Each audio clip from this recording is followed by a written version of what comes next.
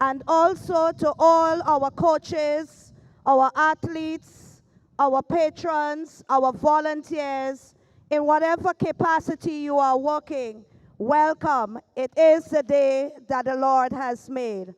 And with every blessing, it is also Good Shepherd Day. So shall we stand and acknowledge God as we give him what is due? Shall we stand where we are, or we shall bow our heads? And so in the name of the Father, and of the Son, and of the Holy Spirit, Lord, we thank you for this day. We thank you, O God, for the breath of life. We thank you, O God, for this weather. We thank you for your goodness. Mercy, God, we ask that you continue to bless every athlete, every volunteer, every patron, and the sponsors for making it happen this year for Classique Lighting Communal. Father in heaven, we put everything in your hand, and may every event run as seamless as possible. We unite all our prayers in your precious name as we say, Our Father, who art in heaven, hallowed be thy name. Thy kingdom come, thy will be done, on earth as it is in heaven. Give us this day our daily bread, and forgive us our trespasses, as we forgive those who trespass against us. And lead us not into temptation, but deliver us from evil. For thine is the kingdom, the power, and the glory, forever and ever. Amen. In the name of the Father, and of the Son, and of the Holy Spirit. Amen. May God bless us. May we enjoy the day, have fun, and continue to keep the spirit of community alive. God bless us.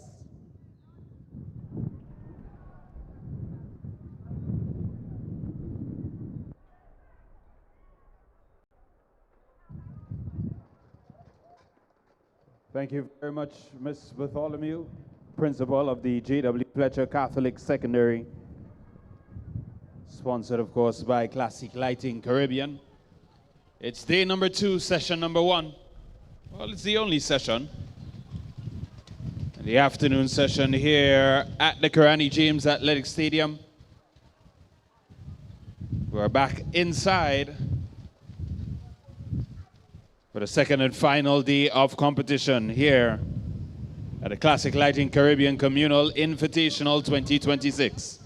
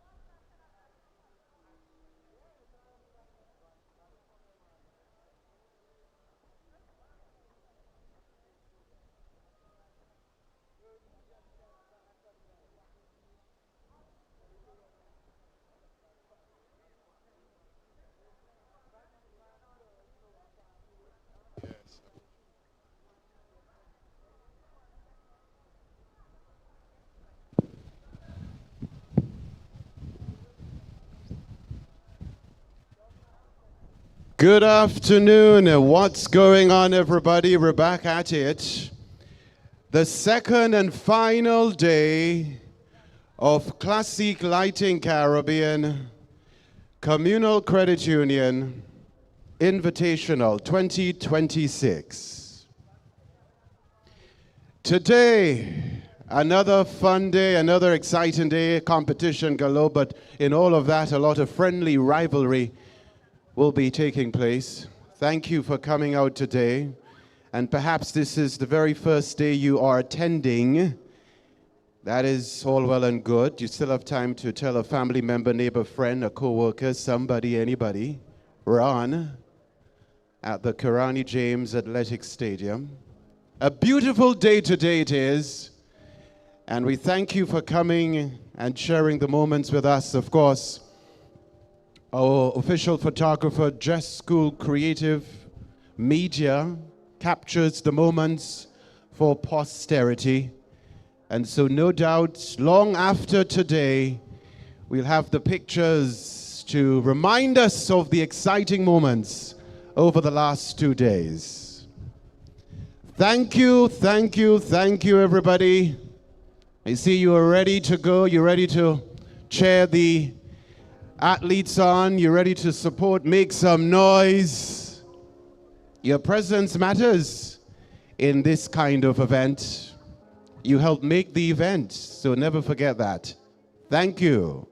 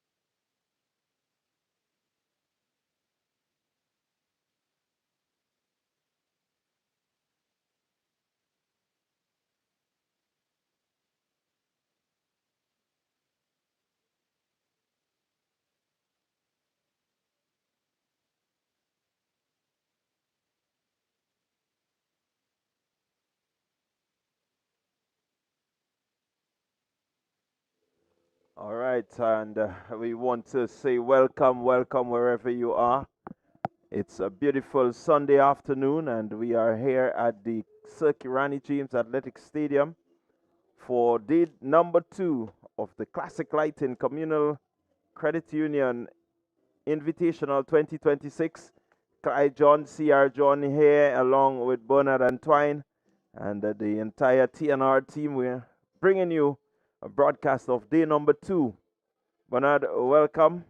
Thank you very much, Clyde. And it is, in fact, shaping up to be a very, very, very good, weather-wise speaking, very good day.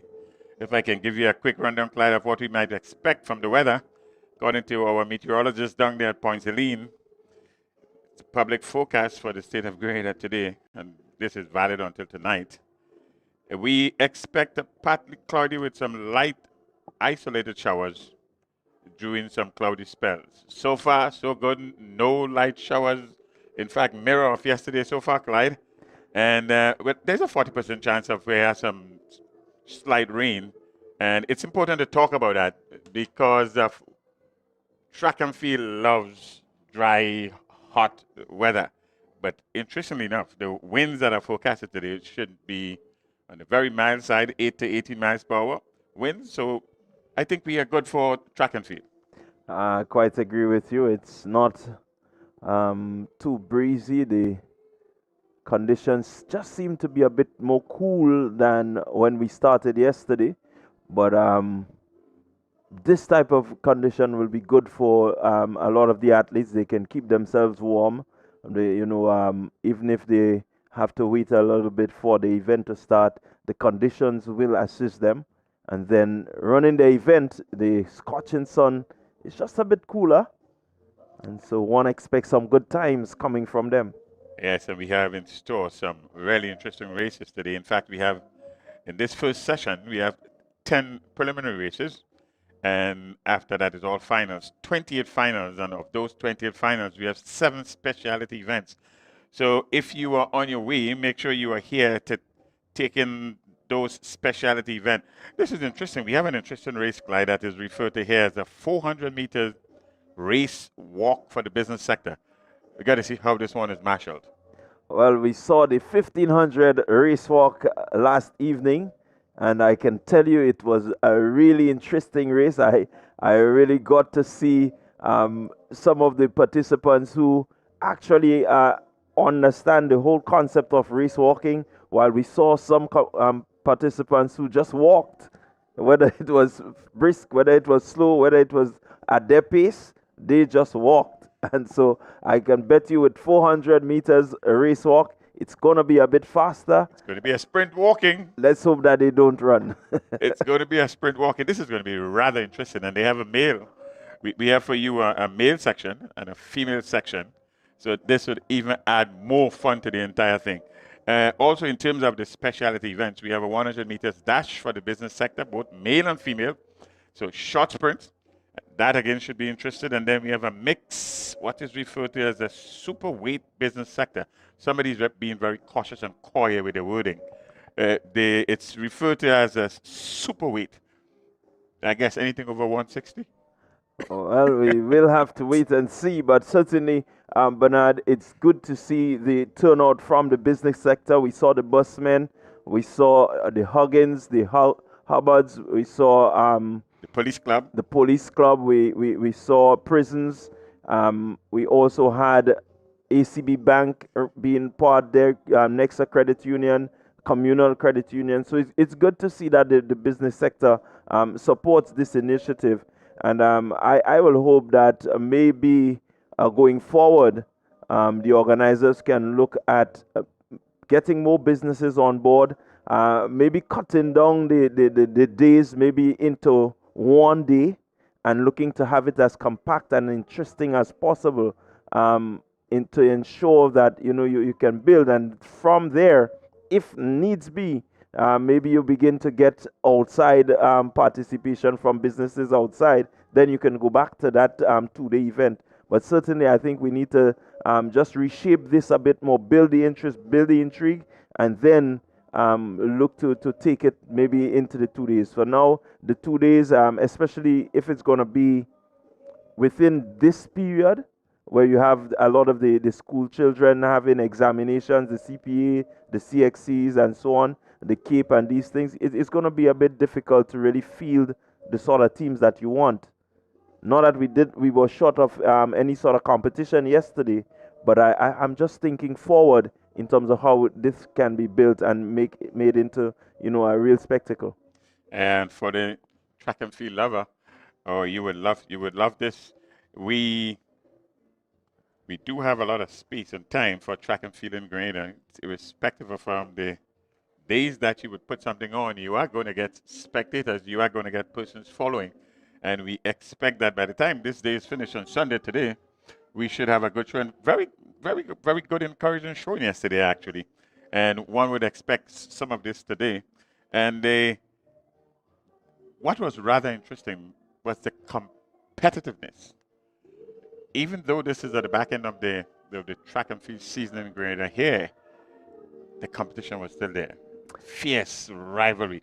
It was rather very, very, very, very interesting. And I looked at the face of the young man that was doing doing the open high jump. And when they successfully jumped 2 meters, 2 meters height, you could have seen a different expression in the Telesford and the other young man. You could have seen a difference. And this is what competition does.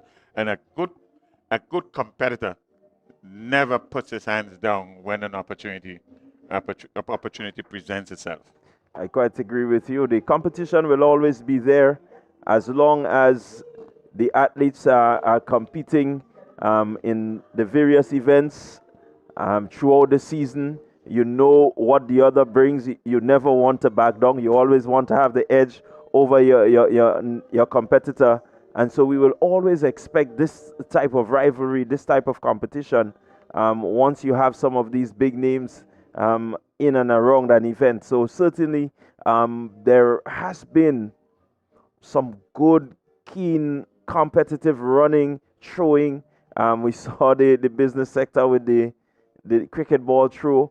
And so it's very interesting. I like it. I like the product. But again, I just think that we need to relook and see how we can strengthen. And the cricket ball, as you raised that was very exciting competition.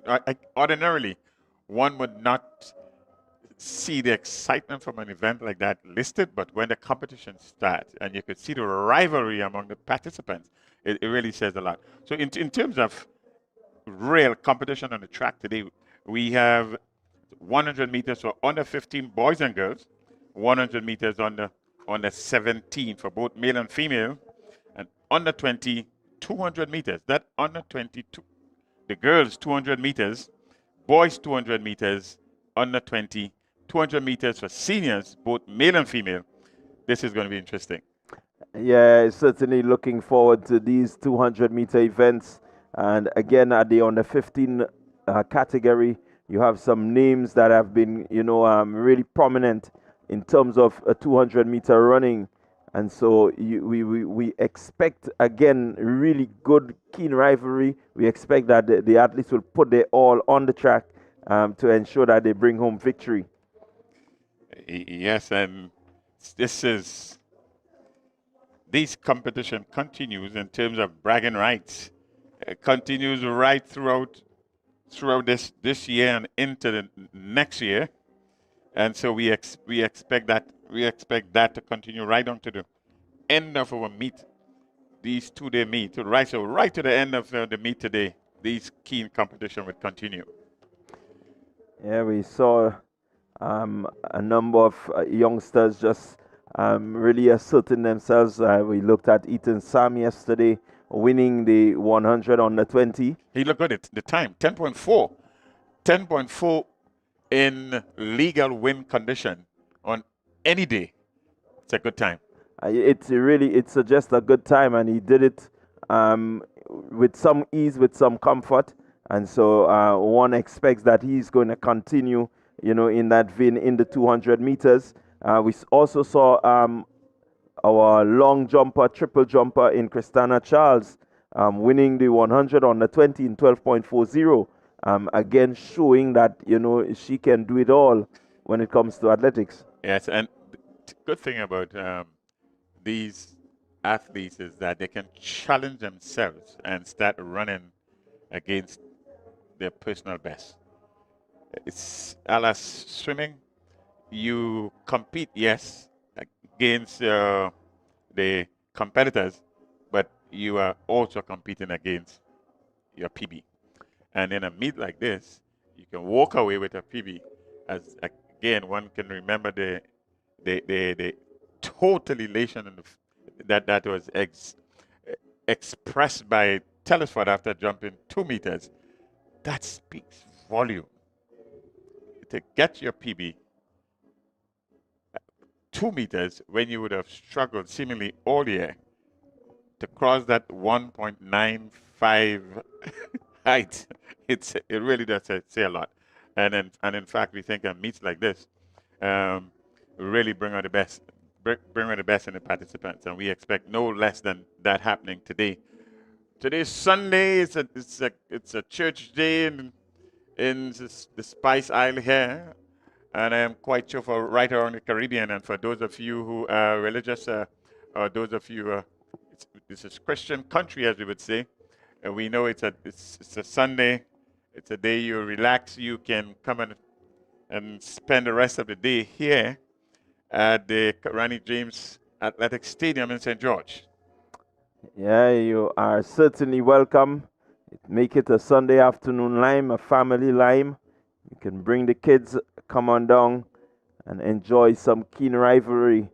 We've seen these athletes perform during a number of the mini meets held by the Athletic Association. We saw them at the National Championship at the primary school games, and they continue to show that Grenada has a good future in terms of track and field. And so we want to invite you to come on down and support. Yes, track and field is in good hand. If you are just joining us for the first time and you would have missed yesterday, what I can tell you is that you missed a lot, but you are in time for these happenings today.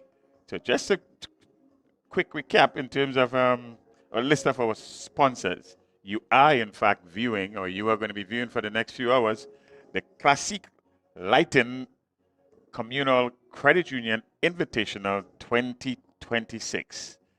List of sponsors, thanks to the Communal Cooperative Credit Union, the Sunover Incorporated, Grenada Broadcasting Network, Poly Natural Spring Water, Digicel, Flow, Jonas Brown and Hubbards, Tropical Catering, These Sporting Goods, GIDC, Dania's Tasty Foods.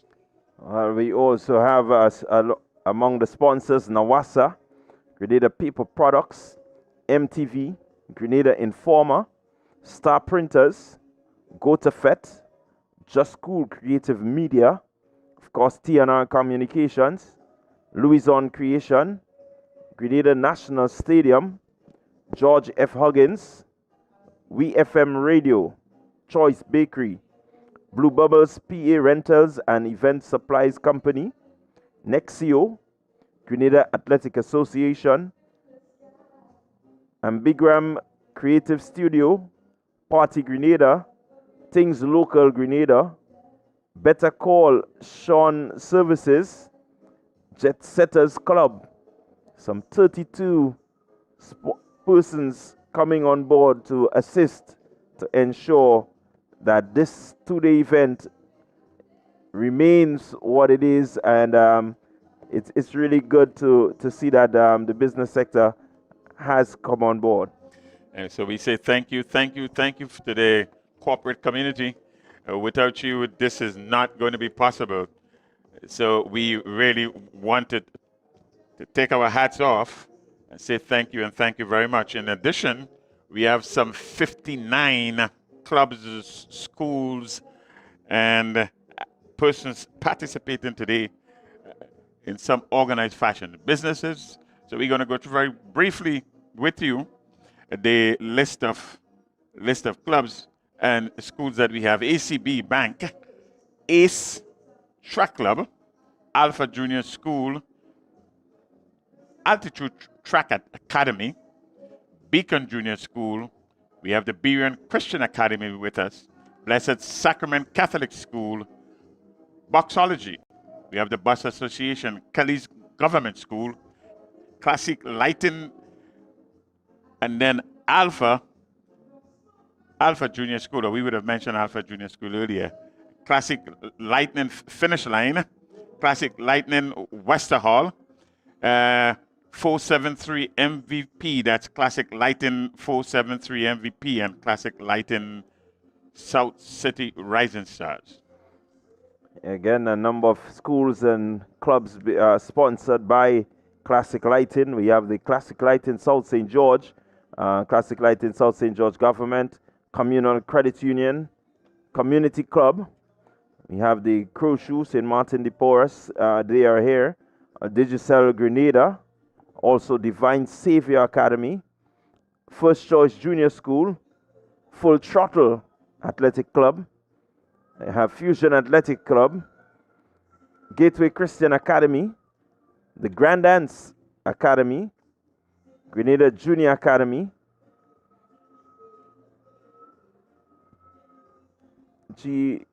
Grenada Seventh-day Adventist, Happy Hill Primary, Hubbard's, Huggins, Jet Setters Sports Club, McDonald College, of course, Nawasa. And continuing, we have Nexa Credit Union, or the Police Sports Club, they are here. And so at the prison, we have Rising Champs, a fairly new club, Runners Athletics Club, Sprinters Athletic Club. In fact, the coach of the Sprinters Athletic Club was recognized yesterday for the work he has been doing, and one have to tip their hats off to Shotbury, doing a really good job at Sprinters Athletic Club. The St. Andrews, that's the GUT branch of St. Andrews, SAS, also of the St. David's branch of the GUT, St. George's branch of the GUT, St. George's Anglican Senior School, St. John's GUT branch, St. John's Anglican School, St. Joseph's Catholic Primary, St. Max GUT branch, St. Mary's Junior School. And of course, St. Patrick GUT branch, they are here also.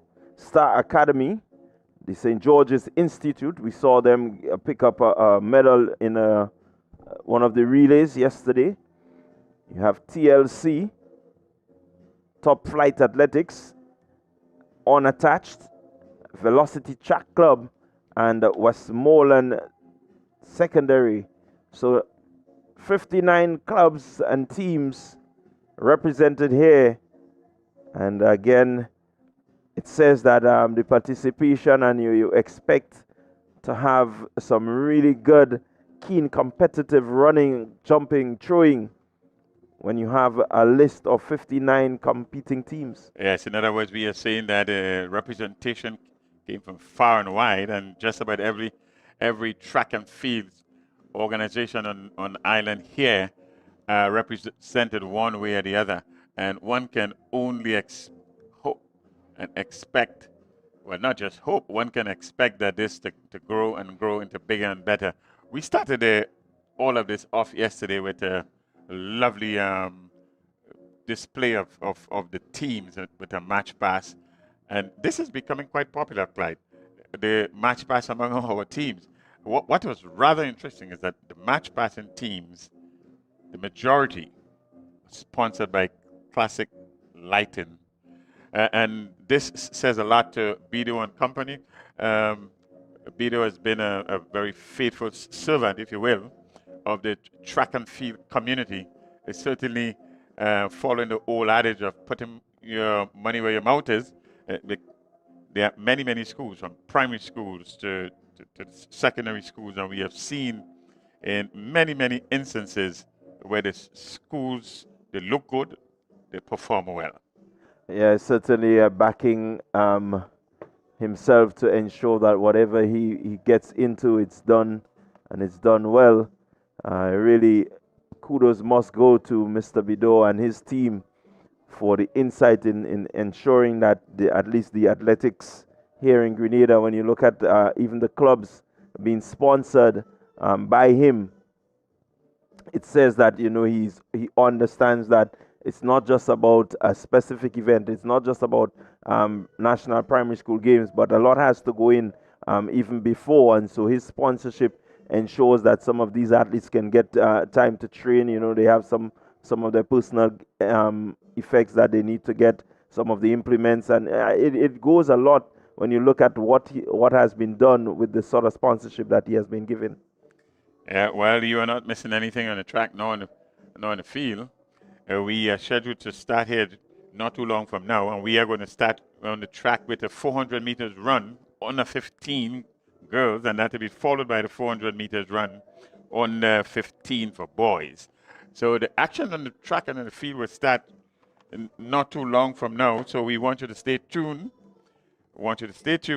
You will be certainly, you will have your fill with good competitive track and field before this is all over on day 2 of the Classique Lighting Communal Credit Union Invitational 2026. Yeah, so what we will do is that we will take a short break, and we will be back with you shortly to bring you all the action as it happens right here at the Security James Athletic Stadium. It's the Classique Lighting Communal Credit Union Invitational 2026. See you shortly. Grenada, this one is powered by greatness. The Classique Lighting Communal Credit Union Invitational Games hits the Kirani James Athletic Stadium this April 25th and 26th. And it's all made possible by our incredible sponsors. Big respect to Sonova Inc., GBN, Holy Natural Spring Water, DigiCell, Flow, Hubbard's, Tropical Catering, D's Sporting Goods, GIDC, Dana's Tasty Foods, Nawasa, Grenada Paper Products, MTV, Informer, Star Printers, Go to Fat, Just School Creative Media, T&R Communication, Louison Creation, Grenada National Stadium, Huggins, WeFM, GTC Radio, Choice Bakery, Blue Bubbles PA Rentals, and Defense Supplies Company, Nexio, Grenada Athletics Association, Ambigram, Creative Studio, Partygrenada, Things Local Grenada, and Better Call Sean Services. And a special thank you to the Communal Credit Union, powering the vision.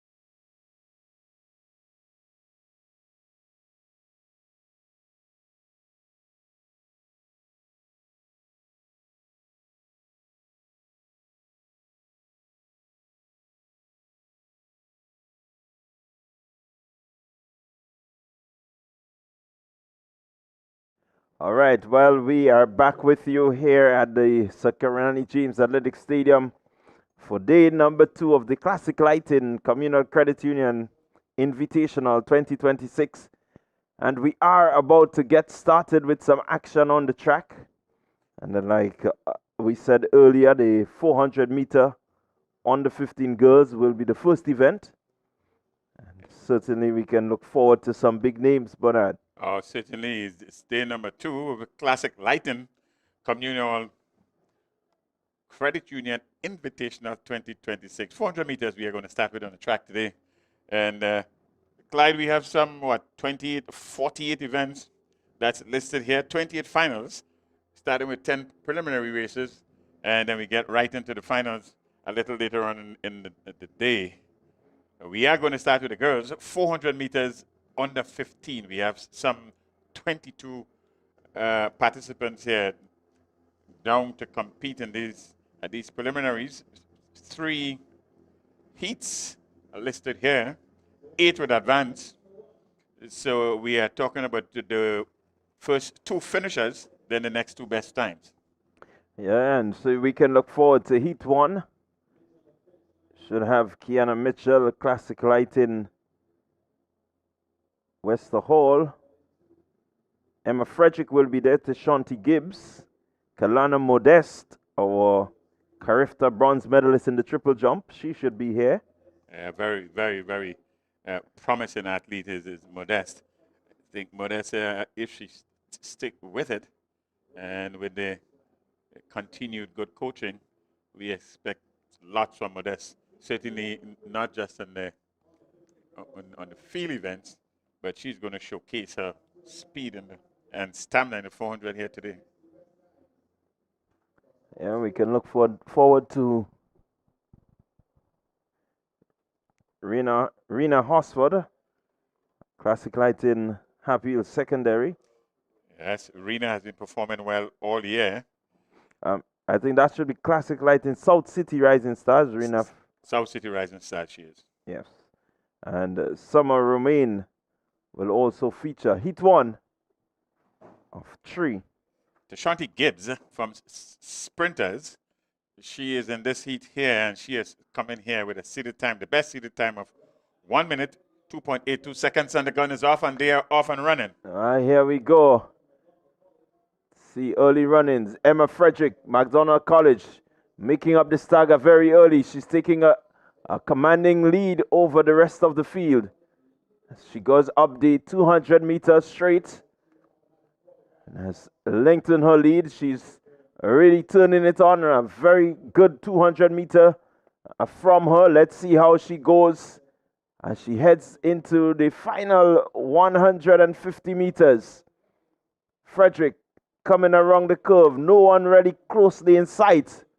And she's all by her lone self, heading up the straightaway just about now. Gibbs, Tashanti Gibbs looking to respond, but Frederick, with some 30-meter lead, will take this preliminary very easily. She heads towards the finish line and crosses it just about now. She will be followed there by Altitude, Kiana Modeste, and Tashanti Gibbs. There's Modeste in second position here, but your winner by some distance. An easy run in the end, 59.14 seconds from McDonald College. That's Emma Frederick. Emma has been running well all year. She continues here in this heat number 1. In second place is Keliana Modeste from Altitude Track Academy, 1 minute 3.20 seconds, and Tashanti Gibbs from Sprinters Athletic Club, 1 minute 3.47 seconds. Rena Hosford is in 4th position. South City Rising Stars, Classic Lighting, South City Rising Stars, Rena Hosford in 4th position, 1 minute 5.45 seconds. We have 3 heats. The top 2 will advance automatic, and then the next 2 best times. So your automatic qualifiers in heat number 1, Frederick and Modeste, 59.14, 1 minute 03.20 seconds. So we're getting ready for heat number 2.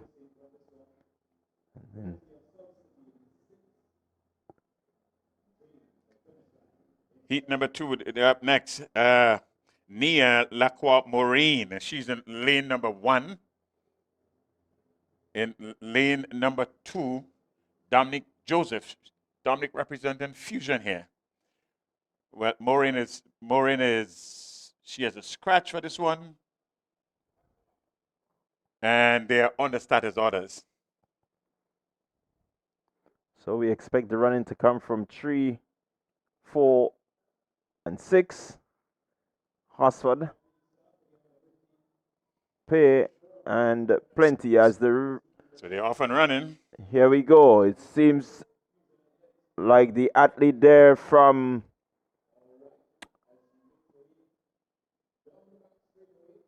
Dominic Joseph, that's Fusion Athletics. She seems to be the one doing the front running here now. Dominic Joseph followed by Raina Hosford. So Joseph coming into the 200-meter mark and will look to just speed away from the chasing pack. Hosford is not giving up as yet. So too is Pear. She's doing her bit. But in front is still Dominic Joseph. Joseph looking to hold on. Hosford looking to put some energy into her finish. Will she catch her? Will she catch Joseph? And the winner there. Winner there is Dominic Joseph from Fusion Athletics. And a good run back by Hosford. That's Rena Hosford from Sprinters.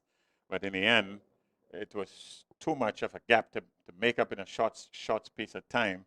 And your winner, rather comfortable win. 1 minute, 2.48 seconds is your winner here. That's Dominic Joseph. In second position, Rena Hosford from Sprinters. 1 minute, 02.70 seconds. And 1 minute, 05.35 seconds in third position. That's Nakalia Pierre from Sprinters Athletic Club also. Yeah, good run there. Good strong run from Joseph. She took the lead and never relented and showed that she got across the line. She ran out of steam a little bit, but she was able to hold on. So that's heat 2 of 3. We should have the final heat coming up. Let's give you a quick rundown here of the lane assignments. We have Renika Cyrus, South City Rising Stars. She's in lane number 1. She's in lane number 1. At lane number 2 is scratched, so it's 3. Lane number 4, Angelica Williams, South City Rising Stars. She's in lane 4. And in lane number 6, Kenisha Kalist from Sprinters. She's in lane number 6. Lane number 7, Ariel Edwards from Classic Lightning. And in lane number 8, L'Oreal Antwine from Grenada 70 Adventist School. It's the 400 meters, the girls under 15. Heat number 3. Top 2 finishers qualify automatically into the finals later on today. And then the next 2 best times.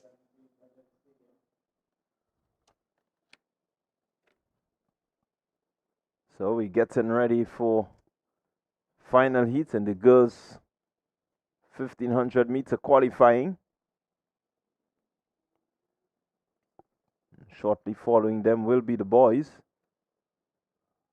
Five athletes here facing the starters. This third heat. So a very fast heat number 1. The winner in 59.14 seconds. And a moderately a fast heat in heat number 2. 1 minute 02.48. The winner in that one. Let's see what this one brings. We have a decided athlete here. We should be running out of lane number 6. 1 minute 03.77 seconds. And that's Kenisha Kalist. So let's look for most of the running that come from lane number 6. That's Kalist.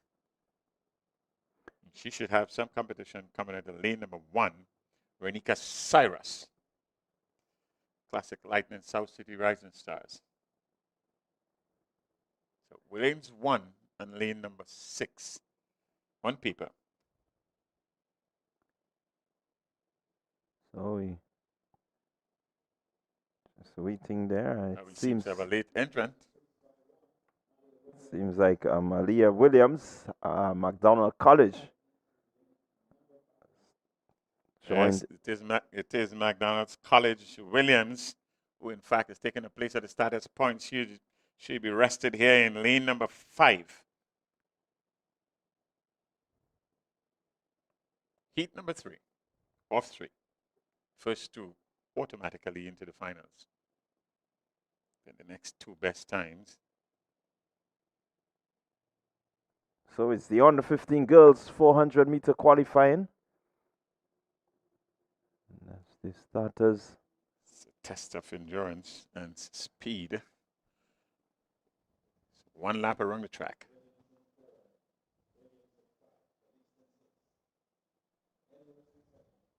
Athlete in lane number 1.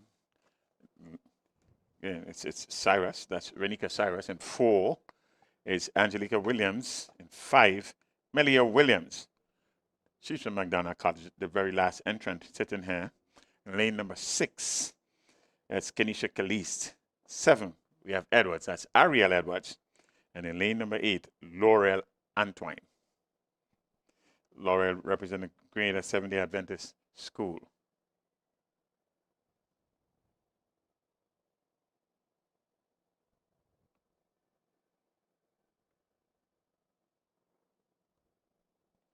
Not sure what is the hold up here, but that seemed to have slight hold up. Yeah.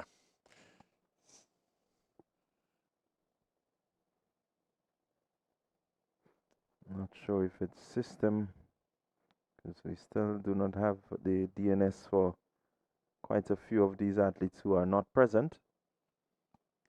It might be in a holding pattern. The athlete might be on their way.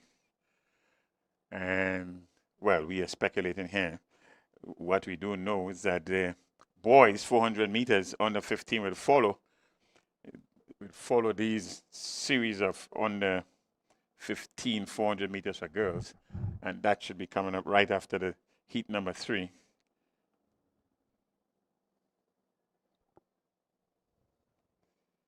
There is something, Clyde, in this 400 meters under 15 have been rather competitive all year.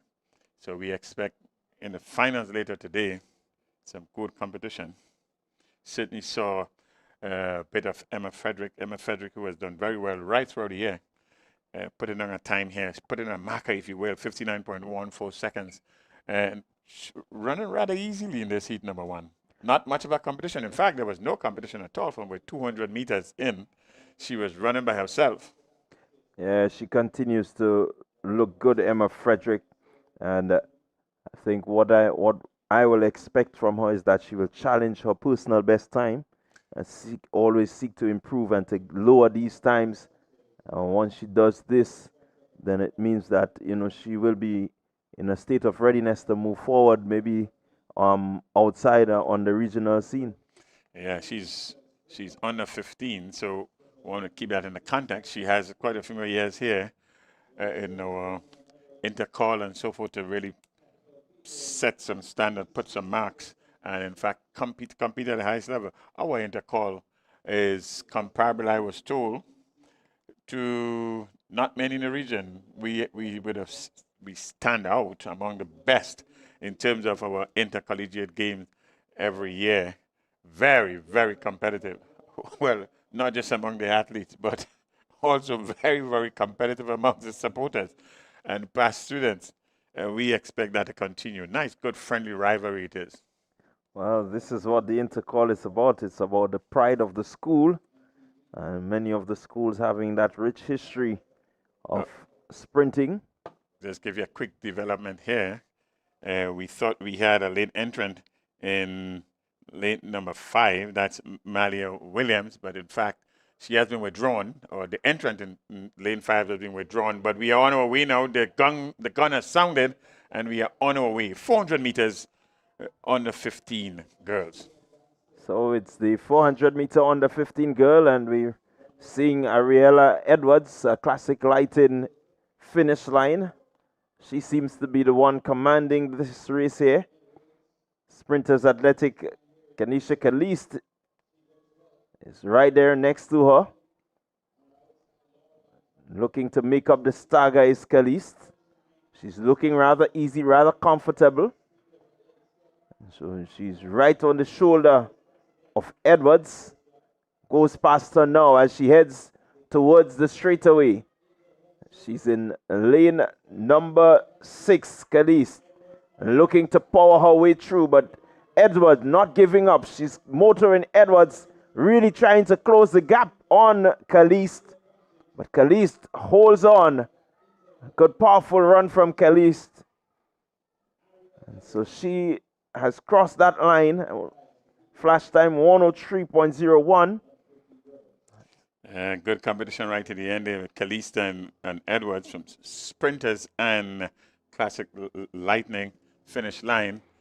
A good competition right to the end. 1 minute 03.06 seconds. That's the winning time for Kalista from Sprinters Athletic Club. And in second position, Ariel Edwards from Classic Lightning finish line. 1 minute 03.71 seconds.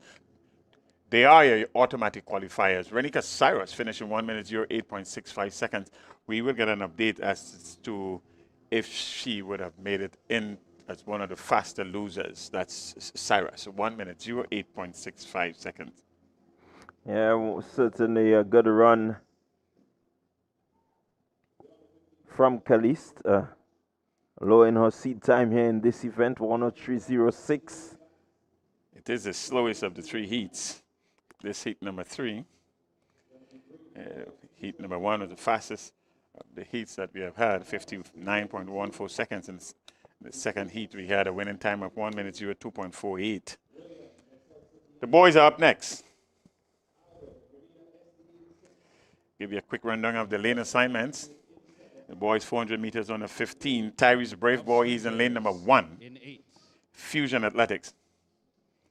Lane number 2, Ethan Mahon from Sprinters. It's in lane number 2. Lane number 3, Audrey Coutin from South City Rising Stars. Classic Lighting South City Rising Stars. Lane number 5, Cashon Williams, again from South City Rising Stars. In lane number 6, Carrington Albert, Grenada 7-day Adventist. In lane number 7 is Tishon Lambert, and in lane number 8, Aiden St. Louis from Sprinters. Yeah, one will expect the running to come from Tishon Lambert, St. Louis, and Mohon having some pretty good times also. It's going to be a bit competitive this heat, as we see them off.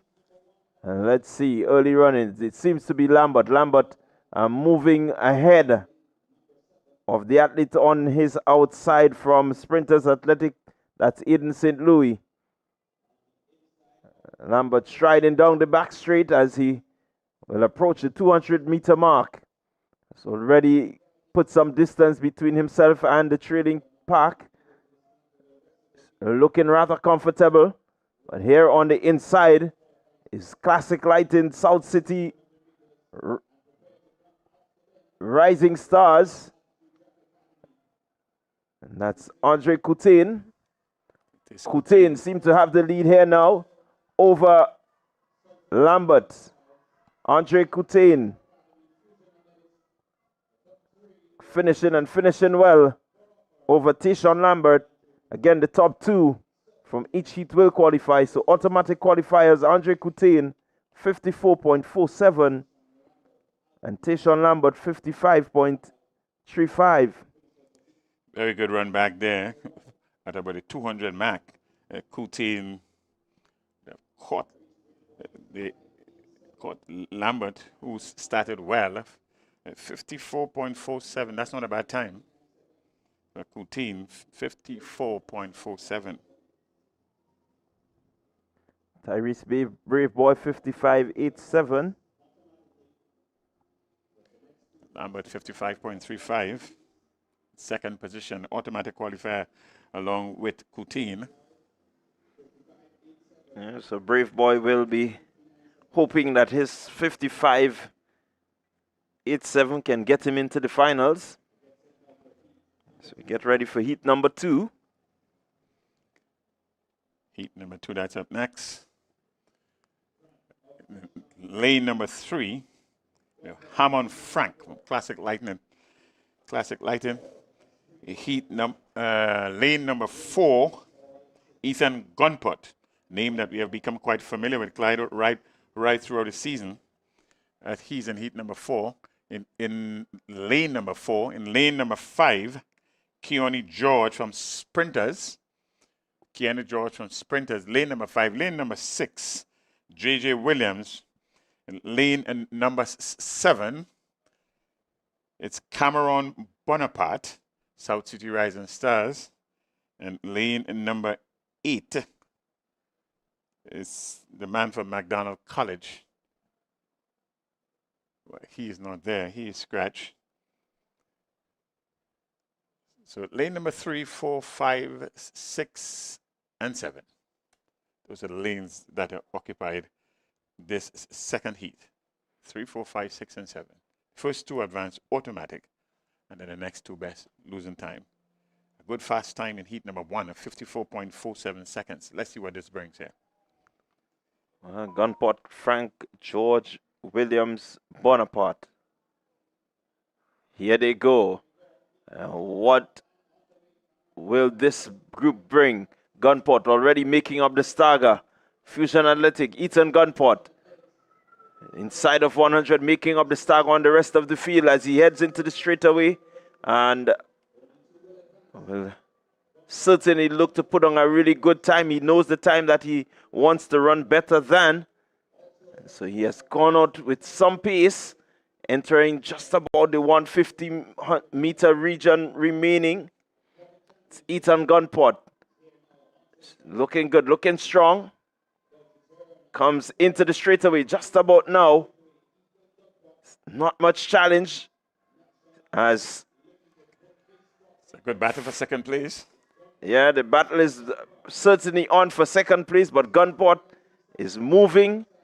South City Rising Stars in Bonaparte really finished well, but unfortunately he will not catch Ethan Gunpot. 57.05. That's the winning time for Gunpot. He came in here with a season's best of 56.01. He ran, and one would say he ran without much of a challenge for most of the way. The exception right at the start. Other than that, he was running by himself and running against the time. That's Gunpot, the winner here, 57.05. In second position, at 58 seconds flat, is Cameron Bonaparte. So these are your automatic qualifiers. Bonaparte and Gunpot. Yeah, really, Gunpot not running that a fast event. It's around 56.01, his season's best. It's some ways away from that. That's 57.05 he registered here.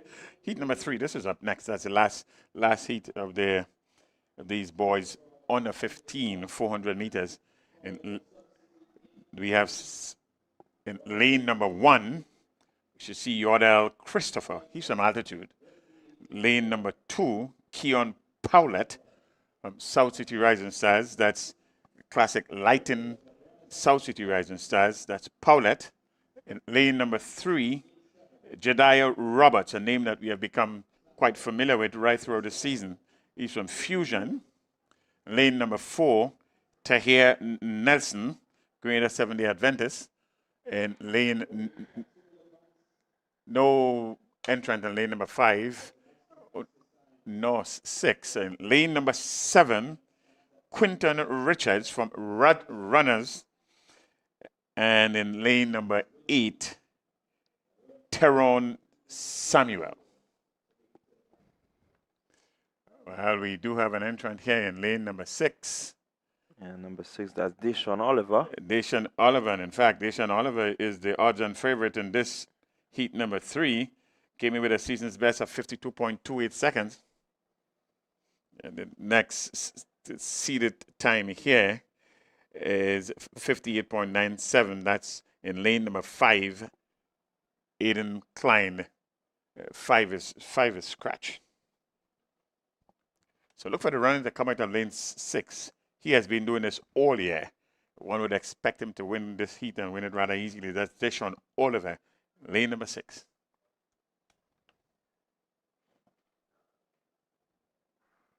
And a clean start for this heat 3 of 3. And the boys 400-meter qualifying. And right away, Oliver asserts his dominance. He's ahead of the entire field as he heads down the 200-meter back straight. Gets into the curve now. 200 meters to go. Oliver is just pushing himself. He's running against the clock right now. Some 25 meters lead as he heads into the straightaway just about now. Really doesn't have any competition on it. The inside. The race is for between lane 1 and lane 8 for second position as Oliver powers his way to the finish line.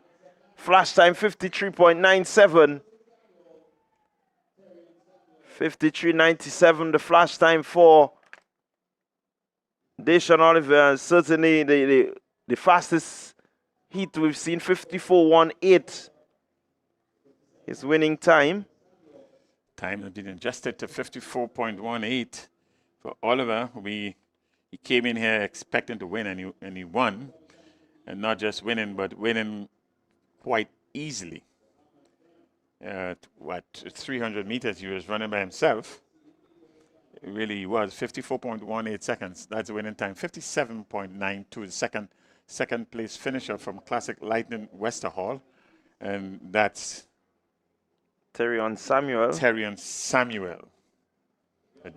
These are your automatic qualifiers. Up next is the 400 meters under 17. 400 meters under 17 boys. Well, this is again another showdown that we all will be keenly looking at. One can deduce that the 400 meters under 17 girls will go into straight finals later today. We have 2 heats. 2 heats here, 3 heats here for the under 17 boys.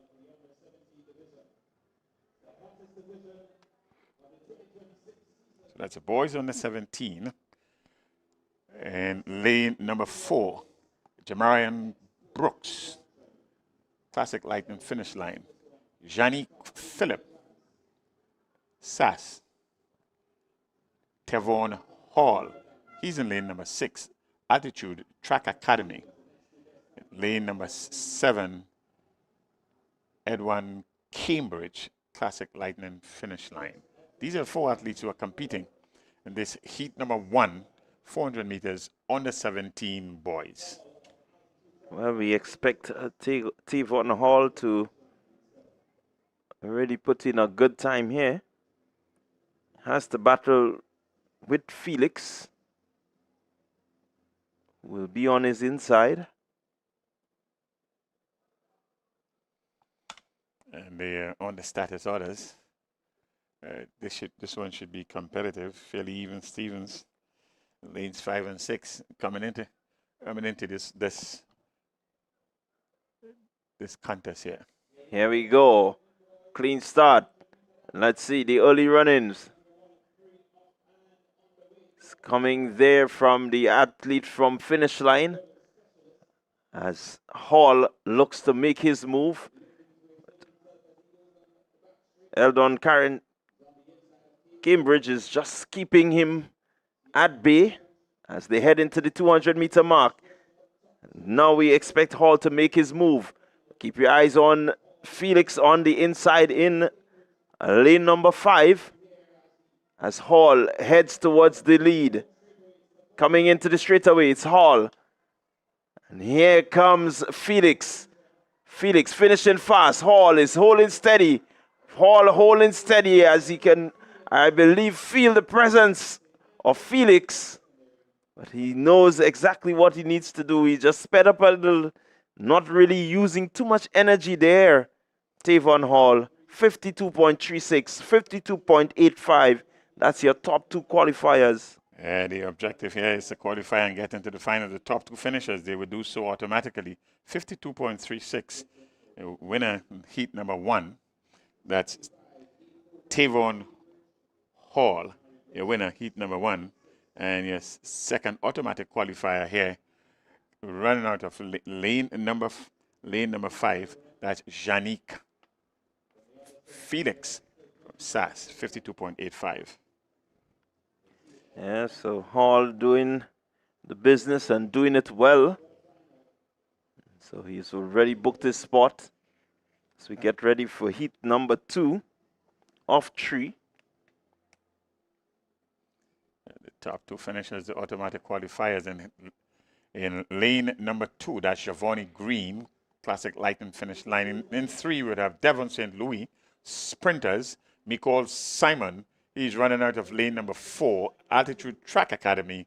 And in lane number 7, Anikel Paisadi, South City Rising Stars, Classic Lighting, South City Rising Stars, Paisadi. Yeah, it's good to see Anikel on the track. You know, he's had a bit of an up and down season. Yeah, this one should be competitive also. Green will have all the athletes on his outside. So real competition should be coming from lanes 2 and 3. And let's see what type of form that Paisadi is putting down here. He has not been on show for most of the year, one reason or the other. So if he is fully fit, he'll be right in there contesting lanes 3 and 4 with 2 and 3.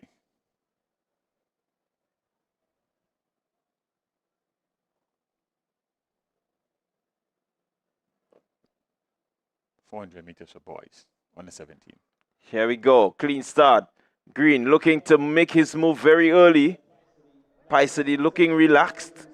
Michael Simon in lane number 4 looking strong.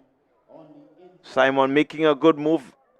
Paisadi looking good on the outside, but Green making up the stagger ever so slightly as they get just into the 200-meter mark. Green making his move. He will be ahead on the stagger.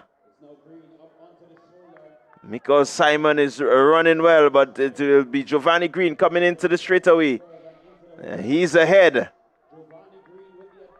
Simon pushing Giovanni Green. The top 2 will qualify. Simon giving it his all. He has forced Green just to get out of the comfort zone somewhat. Green wanted to end as a winner, and he had to speed up some just to ensure that he was a top finisher. But the first 2 automatically qualifies.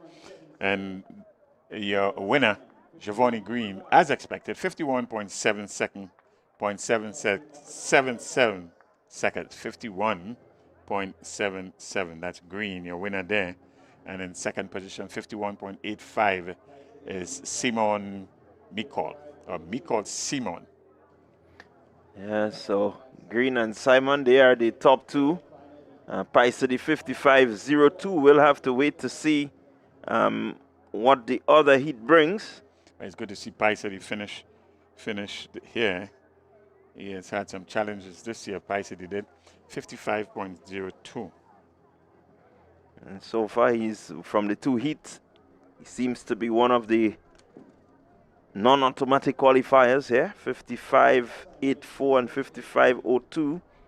That's the 2 best third place times. Well, overall, this heat number 2 is the fastest of the 2 heats that would have gone so far. And heat number 3, that's up next.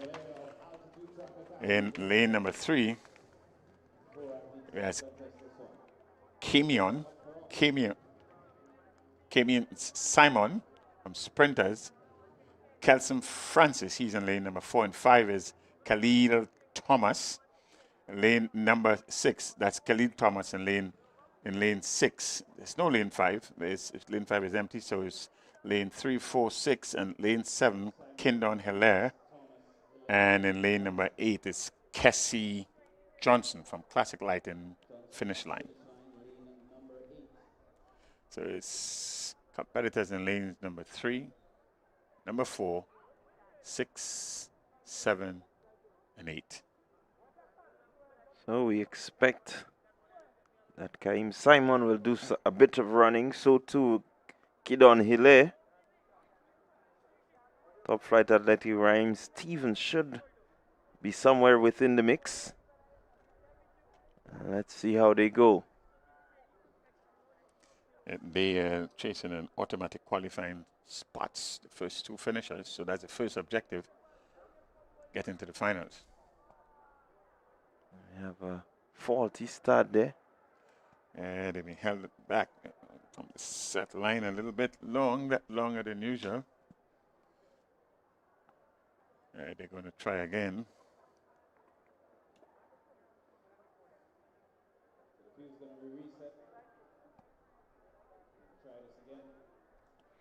So it's Simon Francis,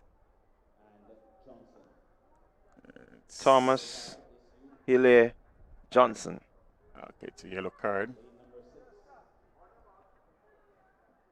In lane number 6, that's Thomas with a yellow card. Nobody has been disqualified. That's the important thing here. The back of the mark a second time.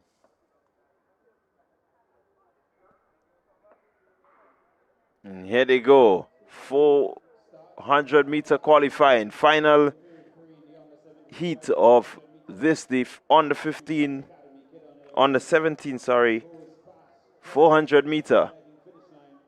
It seems to be Hilaire with a comfortable lead. Keep your eyes on Thomas, Cahill Thomas on his inside. So the competition seemed to be between Hilaire and Thomas. Kidon Hilaire and Cahill Thomas as they head into the home straight. Seems to be Hilaire with the strength. He's leaving Thomas and he's running away with this one. It's going to be important to see what sort of time he returns. Will this be the fastest of all the heats? Hilaire and Thomas, your winners there. So Hilaire winning this one. That's Kindon Hilaire, 54.40 seconds. Not as fast as it appears on the track. It's probably lack of competition. So the first 2 heats remain the fast of the heats to date. Heat number 2, in fact, was your fastest heat. Heat number 1, faster by about 2 seconds, 54.40. It's your winning time for Hilaire Thomas. That's Cahill Thomas from SAS, 57.05. Yeah, so Hilaire and Thomas, of course, they're automatically into the finals. And so I believe it will be Cambridge and Bicedy to join them. Yes, you are not going to get any fastest loser coming out from this heat number 3. Not with 59.10. So it's going to make for a very exciting 400 meters final in this under 17 boys later on today. Your girls, I want to reminder, girls under 17 go straight into the finals this evening. Up next, though, we have a suite or a series of 200 meters dash. We are going to start with the under 20 girls. Then that will be followed by the under 20 boys. The under 20 girls, followed by the under 20 boys. And well, the under 20 boys would be, we have 3 heats slated here. And then the under 20 women, that's seniors. Well, we expect that the 200 under 20 girls will be a street final. I think we Looking at the number of qualifiers here, the number of participants, it should say a straight final. I think you're right, Clyde.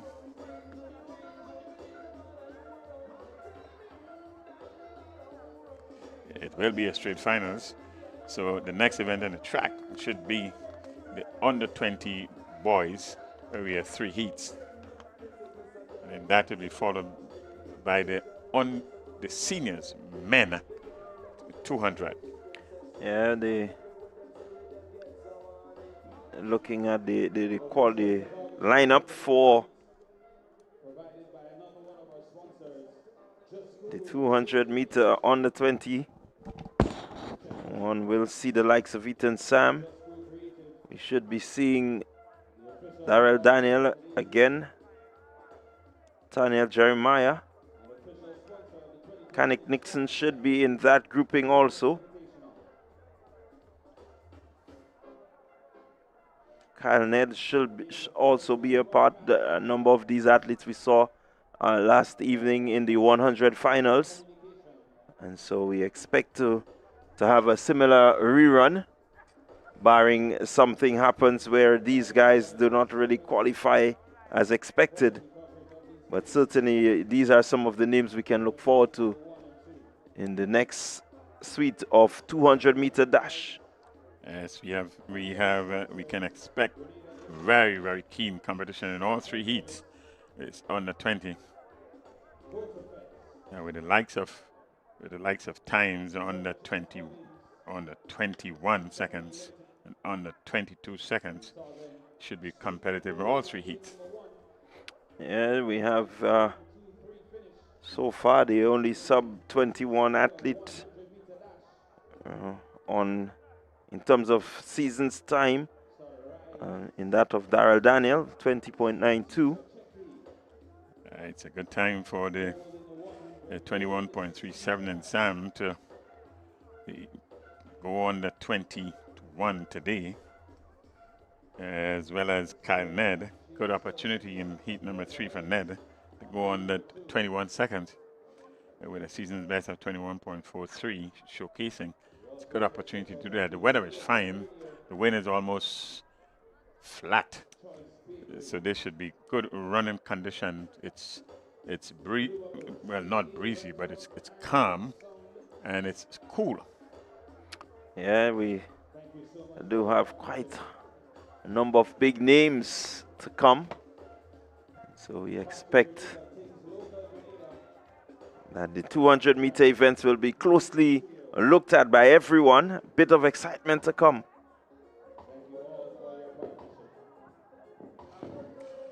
And then following this suite or series of 200 meters, we will look at some short sprints, 100 meters under 15, both boys and girls, and 100 meters under 17, both boys and girls.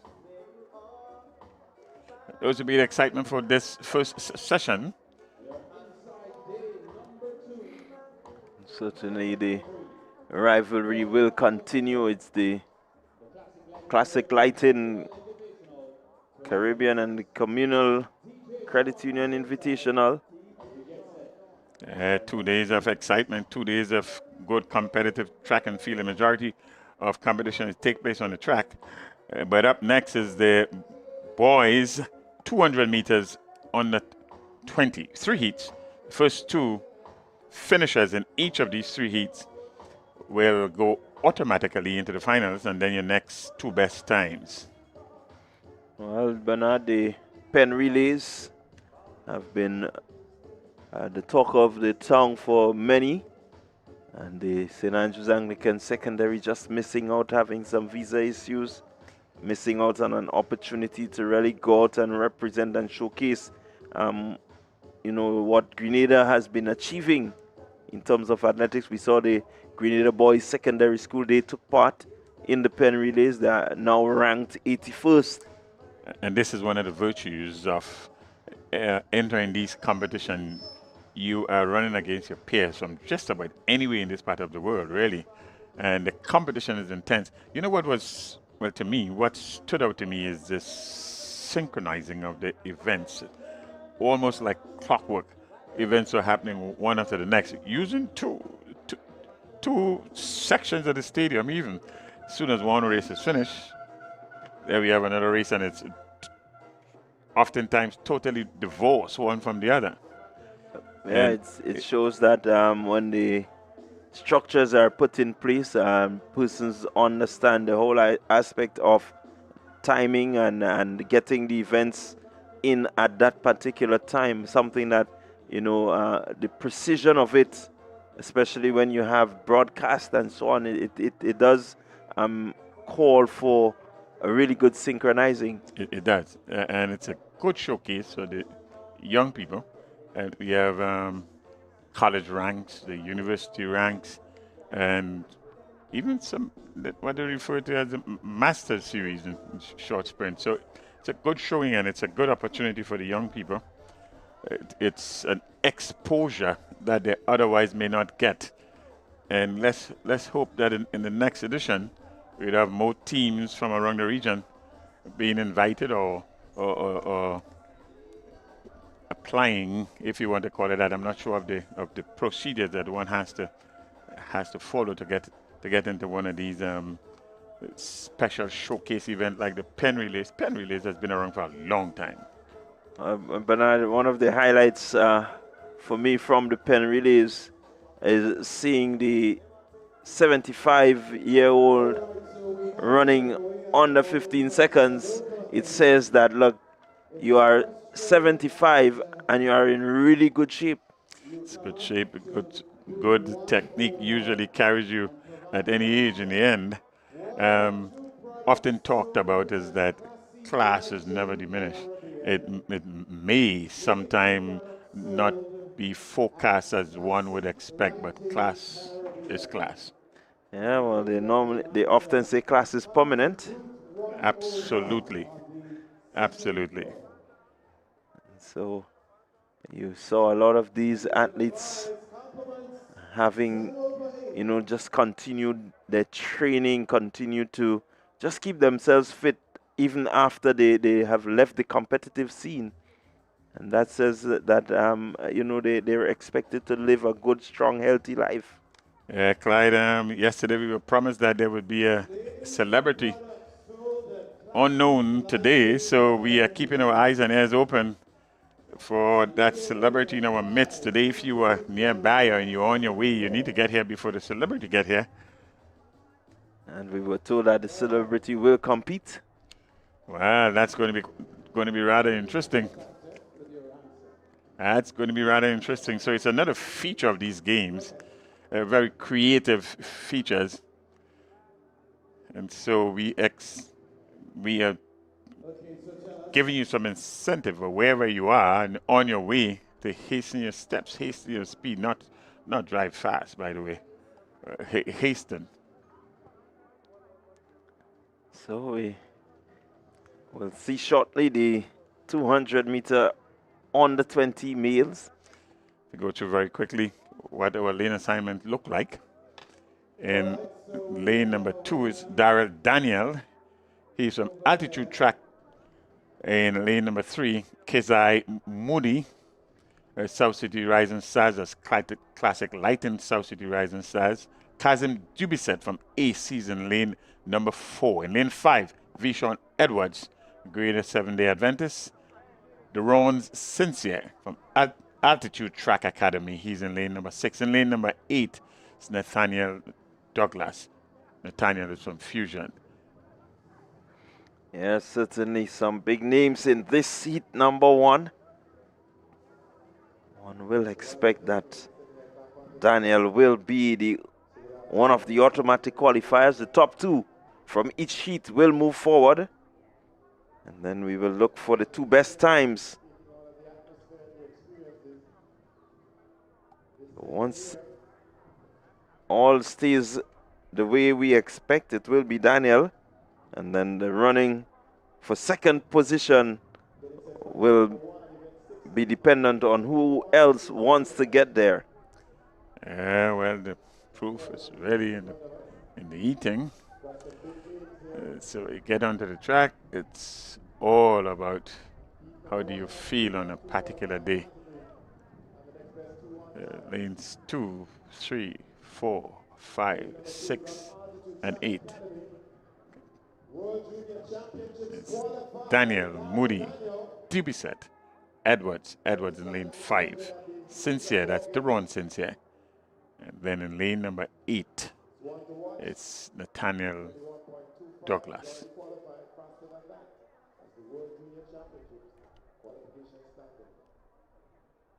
They're on the status orders. Here we go, 200-meter running. And let's see who will emerge. Daniel already moving on the inside. And Darrell Daniel on the outside is Douglas. But look at Daniel. He's pouring his way. In the middle of the track is Deron Sincere. He's making a good run for it. But Daniel shutting it down. Darrell Daniel shutting down. A flash time of 21.46. Oh, it was all 25 meters, and he was done. 21.49, rounded up to 21.49. Good control run in preparation, one would say, for the finals. And as you predicted, Clyde, the second, third, and fourth place finisher was up for grabs. And because Daniel showed his class quite early, 21.49 seconds. Sincere in second position, 22.05. So the top two here in Sincere and Daniel qualifying automatically. Moody 22.45. He will wait to see what happens to the other heat. 22.05, that's Sincere in the second position. The second automatic qualifier is Sincere, and Moody is on the outside looking in. So right away we will see the starters for heat number 2. And here we can expect to see Ethan Sam. As Boeing, that's Javier Boeing from Full Throttle. He's in lane number 1. Lewis Tevez, or Tevez Lewis, in lane number 2. He's from Ace. Sam is in lane number 3. MVP, signature vest for MVP. Lane number 4 is Randy Jones. We have starters in lanes 1, 2, 3, and 4. 1, 2, 3, and 4. One expects Sam to come into this heat here as the winner with a seeded time of 21.37. Here they go. It's Randy Jones and Ethan Sam as they head into the straightaway. Jones with a slight lead. Here comes Sam on his inside. It's Jones and Sam. They're running side by side. Sam is going to move ahead of Jones, but Jones right there. He's not giving in as they cross the line. 21.74 the flash time. Not unexpected in Sam. 21.74. He shut it down 15 meters to go, folks. 17 meters to go. 15 or so meters ago, he was done. But he got a good challenge up to about the 50-meter mark. The 50-meter mark to the finish, he got a good challenge. And here he is cruising to the end. That's when he would have shut it down. 22.02, that's Randy Jones in the other automatic qualifying position. 22.02. 22.89, that's Tevez. Lewis Tevez, 22.89, and he is sitting there waiting to see what's going to happen. Well, 22.89 Tevez Lewis brings his season's best so far. And that will bring him amongst the non-automatic qualifiers. Moody 22.45, so just looking at that range there should suggest that maybe these two will get in. Let's see. Well, I tell you, Tevez would have achieved his first objective. Well, not his principal objective. Of course, he wants to get into the finals, but you do better than your season's best, you would have done well. Heat number 3, that's up next. And Christophe Caliste, he's in lane number 1. In lane number 2, Kanik Nixon Canic represents Fusion Athletics. He's in lane number 2. In lane number 4, Jamal Kador. In lane number 5, Tafari Williams, representing SAS Tafari. Tyreek Thomas from McDonald College. He's in lane number 6. In lane number 8 is Kalned, representing Ace. They are off and running. Here we go. Let's see. This will be a very important heat for all three. Caliste, Nixon, and Ned. As Ned seemed to have a slight lead. Here comes Nixon.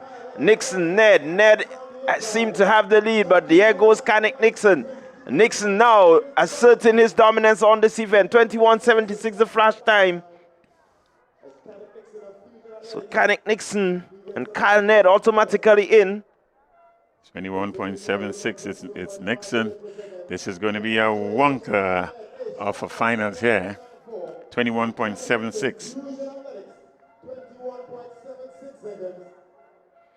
In third position, Christophe Calise, 22.64. It's Canic Nixon, 21.76, your winner. Second position is Kyle Ned, 21.94. And 22.68. 22.64 in third position. That's Christophe Caliste. 22.64. A better third place finish than the third place finisher in heat number 2. Yes, certainly. So it should be Moody and Caliste to join the automatic qualifiers. 22.45 Moody and 22.64 Caliste as the non-automatic qualifiers. The fastest winner of the day, still from heat number 1, Daniel. It has set a mark at 21.49 seconds. Fastest qualifier going into these finals. It's going to be a real exciting finish there. Yeah, certainly one expects that the 200 under 20 boys is going to be explosive. Daniel, he shut down quite early and still returned a time of 21.49. And so if he runs to the tape, I do believe he will go sub 21. Yes, I share that with you, Clyde. The women's 200 meters for seniors, that will go straight into straight finals. Next on the track, though, will be the 200 meters for senior men.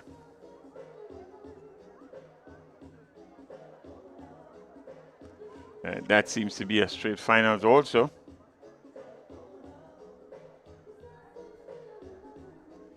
This senior men, the 200 meters, that will go into straight finals. We are going to bring you up to date with the competitors for that event that will take place later today. What we are going to witness next on the track, though, is the 100 meters dash for under 15 girls. 100 meters for under 15 girls. The top 1 will advance, and then the next 4 best times. We have 4 heats, under 15 girls, 100 meters. That's up next. Yeah, again, promises to be a very competitive one. We have some familiar names here. Jada Calder, she's running out of lane number 1. South City Rising Stars, Classic Light and South City Rising Stars. Lane number 2, Summer Alexander. It's Classic Lightning Westerhall Secondary School. In lane number 3 is Greater Seventh-day Adventist. That's Dequani Richardson. Lane number 4, Ashel Romaine, McDonald College. In lane number 5, Osana Batiste from Full Throttle. In lane number 6, Summer Romaine. We have 2 Summers here. Summer Alexander in lane number 2 and Summer Romaine in lane number 3 from Classic Lightning finish line. That is Romaine. Westerhall is in lane number 2 and Romaine in the lane number 6. And in lane number 7, Haley Terrell. And Haley is from Altitude Track Academy. Those are your starters. lanes 1 to 7. Seems to have a non-starter in lane number 5. Let's see if there's a late entrant here. Yeah, so we're getting ready for the 100 meter on the 15s. Oh, here comes the fusion athlete here in lane number 4. It's McDonald College.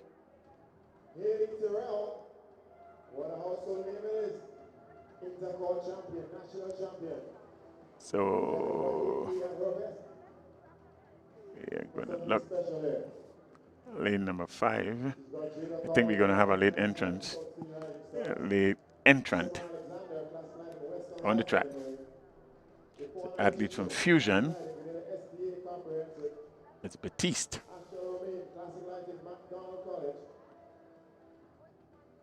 Still MIA.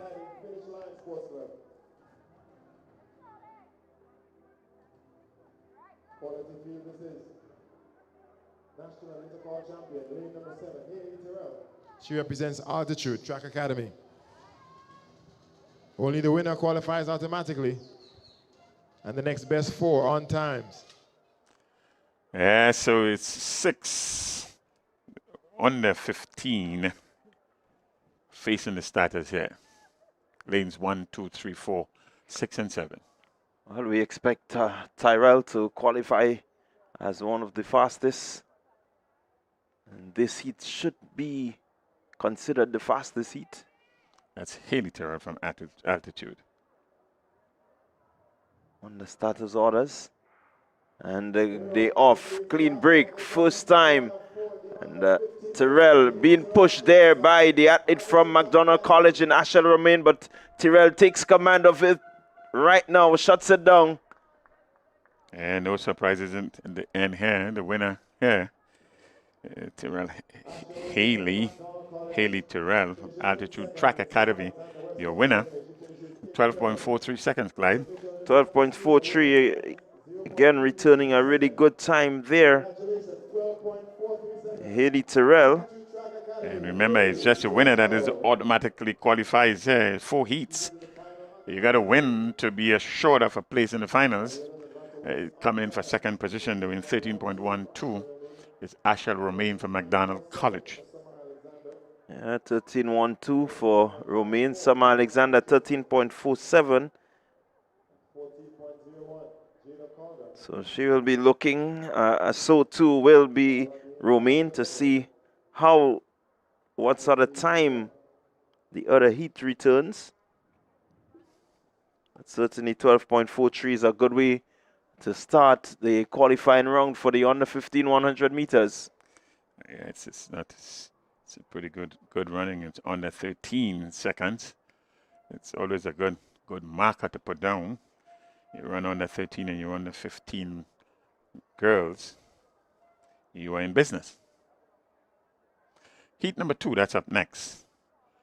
And lane number 1 is Renaya Cyrus, South City Rising Stars. That's Classic Lighting, South City Rising Stars.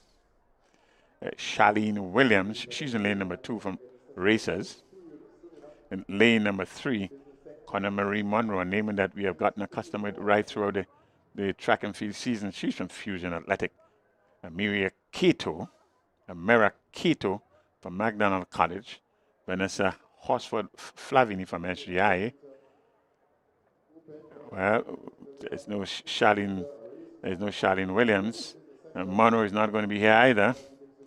The other athletes that are facing the starting line here, Shakaida or Westerhall Secondary School, and in lane number 7, Olivia Barry Charles. So the race is off, and we expect that Amira Cato, lane 4, will do the bulk of the running, but on our side is Renaya Cyrus. So it's Cyrus and Cato. Cato 13.17, your winner here.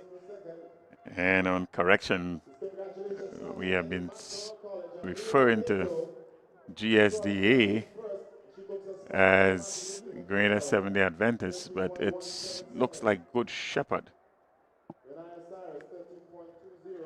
No, this one is Good Shepherd. The comprehensive, the C is in comprehensive to tell the distinction. The C has to be there for the distinction. So Barry is from Good Shepherd.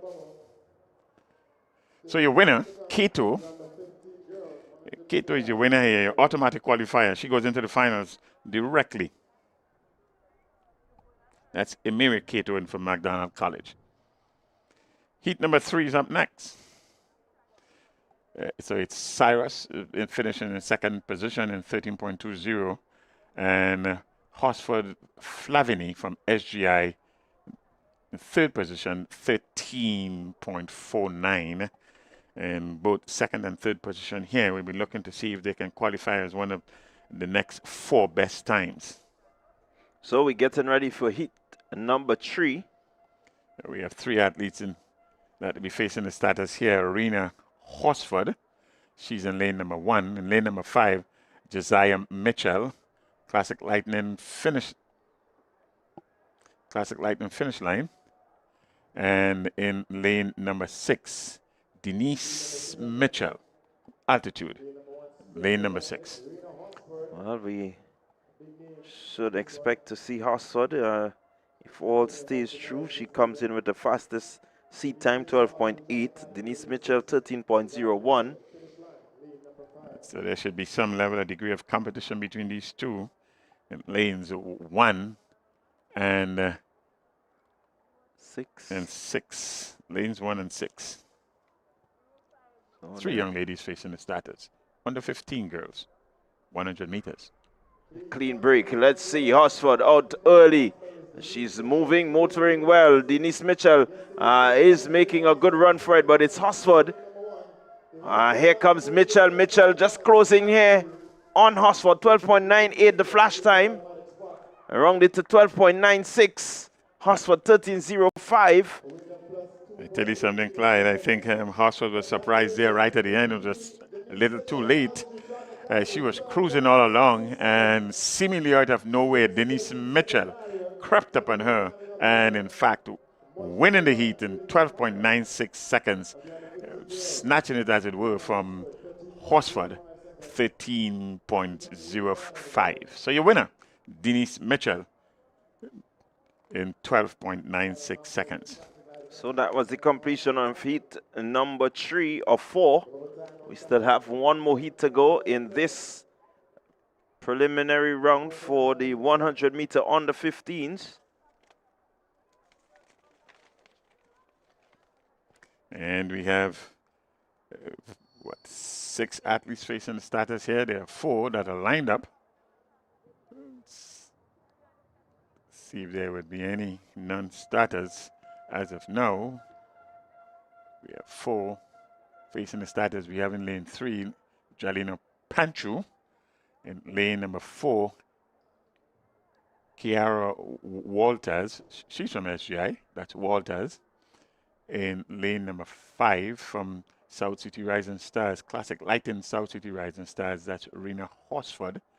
And in lane number 6, Cariana Phillip. And then starting in lane number 1 and 2. So lanes 3, 4, 5, and 6. Rena Horsford, seeded athlete here in 13.41. And she's in lane number 5. That's Horsford is. So Horsford seems to be the one to beat in this event. Only the winner qualifying automatically. And let's look and see. Horsford and Phillip, they're running close by, neck and neck. And Horsford now getting into the ascendancy. 12.66 on the flash time. Hey, your winner there. Horsford 14.21. 14.21, not as well as what she would have done as a season's best. But the winner, so she go in automatically. This is a fairly slow heat. The slowest of the 4 heats to date. 14.21 your winner, 14.39 the second place finisher. Carriacou Philip from Altitude, 14.39.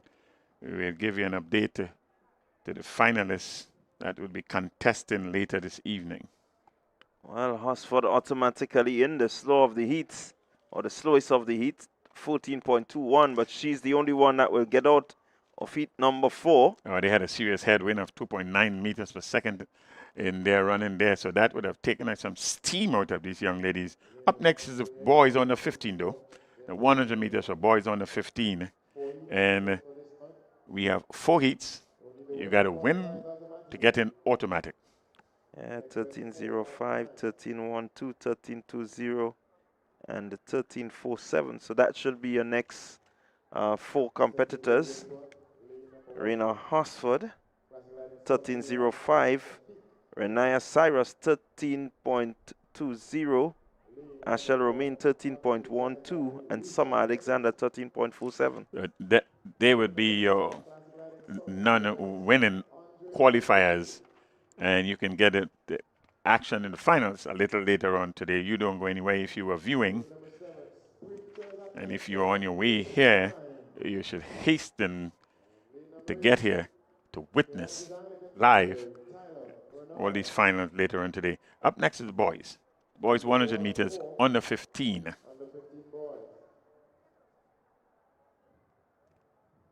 We have some 8 boys that has entered here. In lane number 1 is Shafiq Ben, Classic Lighting South City Rising Stars. In lane number 3, we have Adriel Philip. He's from top flight. In lane number 4.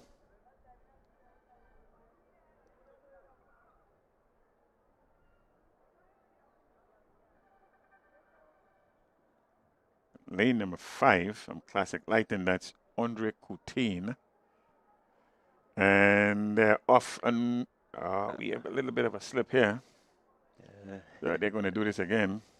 Yeah, certainly the yellow card should come out just to give him a bit of a warning, although it's a slip. So it's lane number 1. That's Ben. And lane number 3, that's Philip. Lane number 4, yeah, we see here the slip here. Coming out of lane number 8, that's Tyler Bernard from SAS. Bit of a slip in lane number, so that's Tyler Bernard in lane number 8. And 7, it's Aiden Klein. Lane 5, Audrey Coutain. Khalees is in 4. Adria Phillip in 3. And Ben, lane number 1. Well, of the seat times that we have, we can look forward to seeing some good running coming from Klein and Khalees in 4. So look for the running in 4 and 7. Here we go. Let's see what happens. It seems to be the middle of the track. Lane 4. That is Lishon Khalees and Andre Coutain. Coutain and Khalees really putting on a good show here. Let's see who's the winner here. 11.94 on the flash time. And that's Andre Coutain. 11.95 for Khalees. So he should be one of the faster qualifiers. We're neck and neck, as you would say, right to the finish line. And it took a little extra effort and an early dip or Coutain to pull this one off. So Coutain in position number 1, the winner. Khalees second, and Aiden Klein in 3rd position, 12.42. There's only one automatic qualifier, and this would be one automatic qualifier, 11.94 seconds. That's Andre Coutain. Heat number 2, that's up next. We have 4 starters here. Westerhall Secondary School in lane number 1. That's Gordon. In lane number 2, Seventh-day Adventist. Here we go. Let's Albert. see. And early running. Gordon looking well. Gordon seemed to be poised to take this one. It's Kamal Gordon, Classic Light in Westerhall. And in second should be Carrington. 7-day comprehensive, 12.22. 12.22. Certainly made a statement here, did Gordon.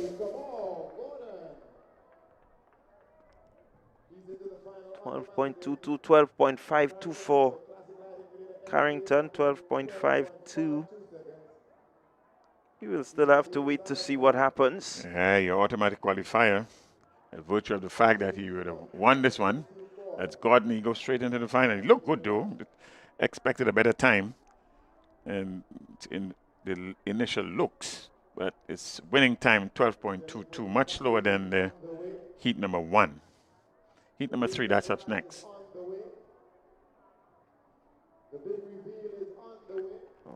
Heat number 3.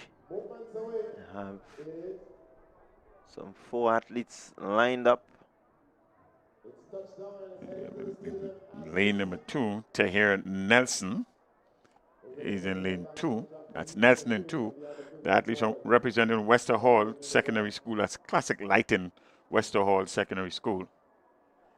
And that's lane number 4. Jabari Charles. Akel Briggs is in lane number 5. Classic Lighting South City Rising Stars. That's Briggs in 5. And then in 7, Giovanni Charles, Altitude Academy. So that's your 4 competitors, Nelson, Charles, Briggs, and Charles. See the time from Briggs here, 11.97 seconds. The best seated time we have on paper here. Season's best, 11.97. Akel Briggs, Classic Lighting South City Rising Stars.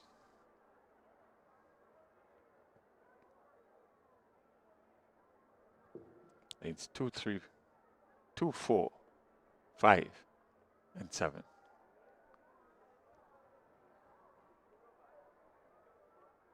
Heat 3 or 4. Clean start. And Briggs will be the one expected to come out on top here. It's Akel Briggs just pulling away from everyone else. 11.94 the flash time.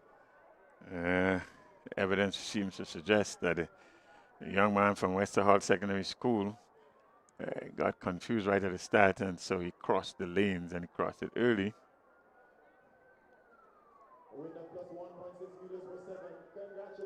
So your winner is Akel Briggs, 11.92 seconds. And he would have bettered his season best with a legitimate win of 1.6 meters per second, 11.92. So he would have achieved one of his objectives in this meet here, 11.92. Good showing time for Akel Briggs here. Second position is Charles, with a 12.34 on the outside looking in. Yeah, good showing there from Giovanni Charles of Altitude. Certainly a good showing so far.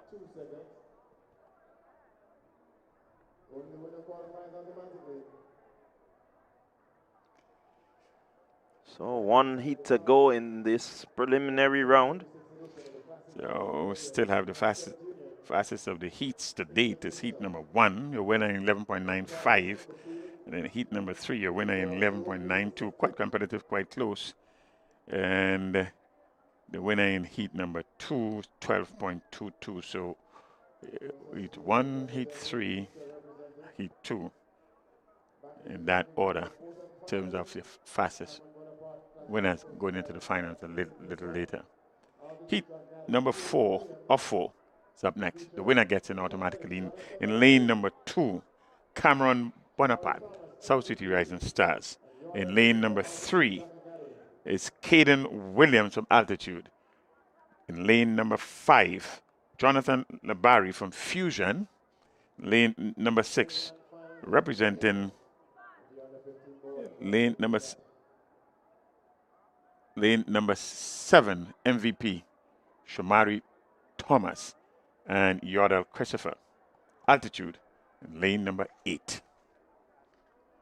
Lanes 1, so lanes 2, 3, 5, 7, 8. Well, we have a false start here. And that's Caden Williams will receive the yellow card. Certainly the one to have moved earliest. I guess clear infringement. Not sure if he's going to be disqualified, but he says the yellow card has been rather lenient with this meet. It's a yellow card for it's the athlete there in lane number 3. Williams. They're going to start again. They're going to do it a second time.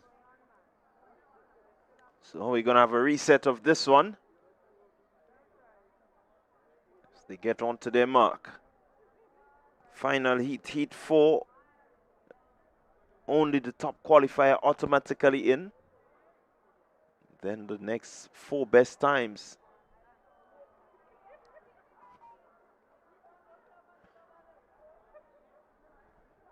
So this time we have another infringement.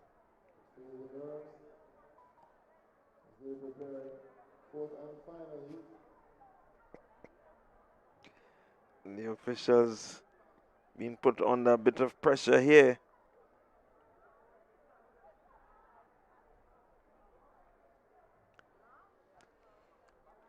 Oh, let's see what's the call here. It's another yellow. It's another yellow. Lane number, well, the entire field is on yellow here. The infringement in lane number 7.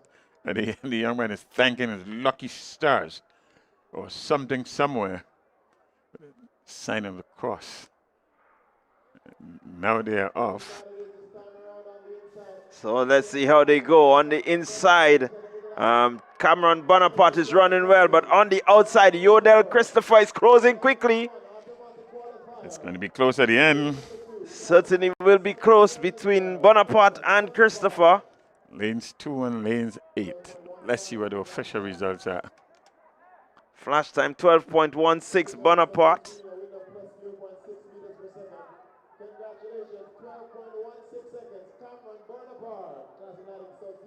Christopher 12.21, so he should fall among the automatic non-qualifiers. Yes, yes, on paper here, that's what we have.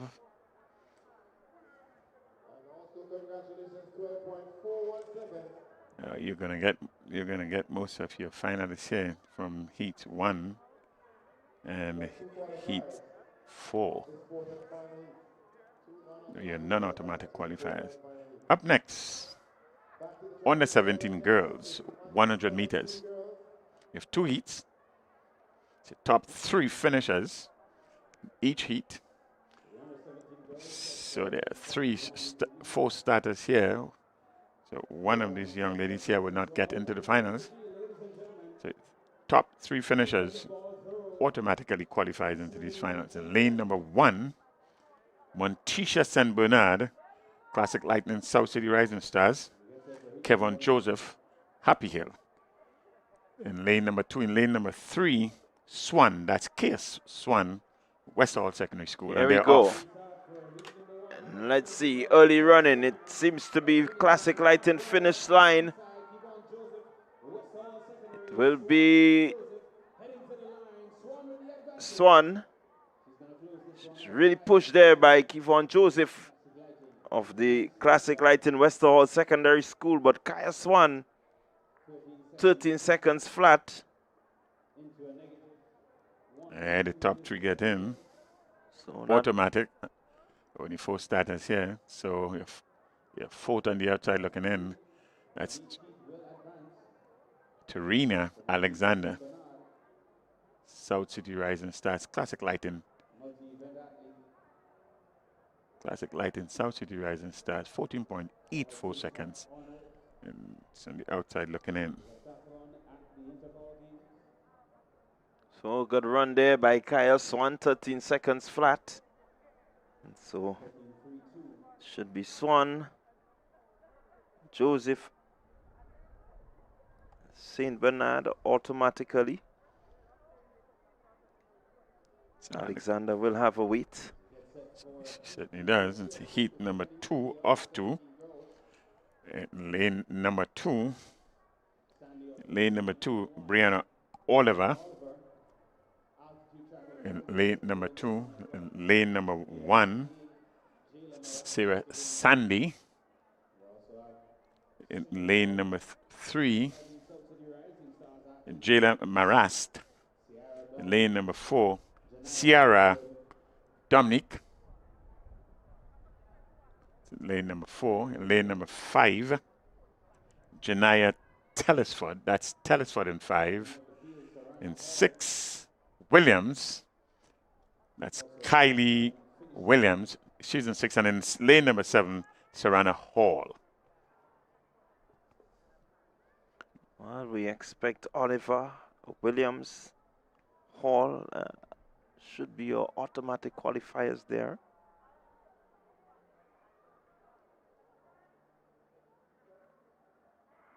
Here we go.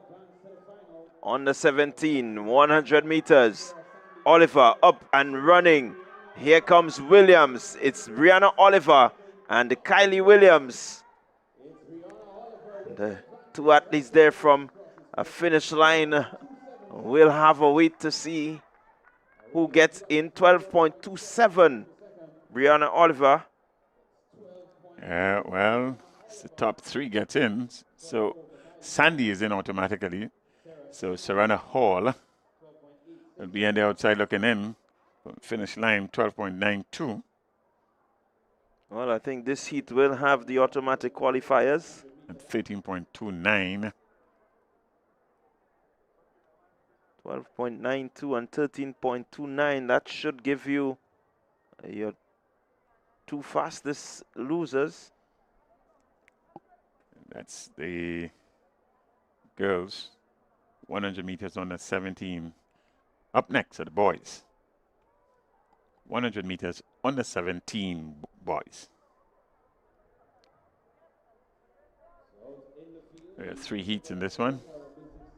Top 2 automatic qualifiers with your next 2 best times. Seems to have just 2 athletes here facing the starters.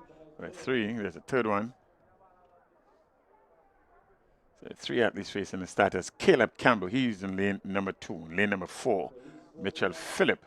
In lane number 7, Daquan Finley representing SAS. He's in 7. Mitchell, altitude, and velocity Campbell in lane number 2. Yeah, so Philip Mitchell, your Intercol 100-meter champion. He will be the odds-on favorite here. Yes, by a long way.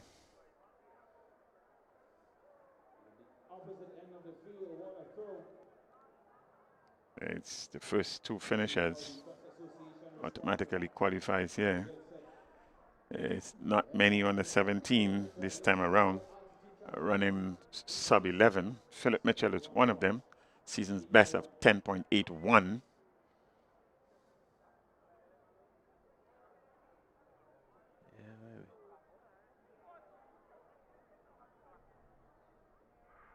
We'll expect Mitchell to get close to that time as he's up into his running. And here he goes, Philip Mitchell, as he moves down the track. Power in there. Certainly a quick one from Philip Mitchell. He seems to be testing the legs because he did not really ease up. He would have run pretty much right through. It's a good testing of himself.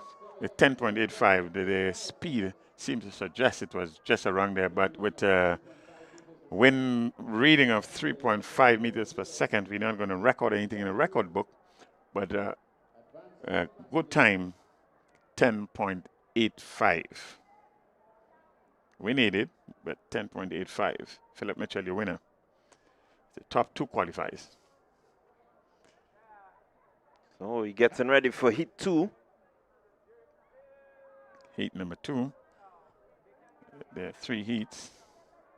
The top 2 getting automatically in lane number 2 is Anthony Phillip from Fusion, season's best of 11.19.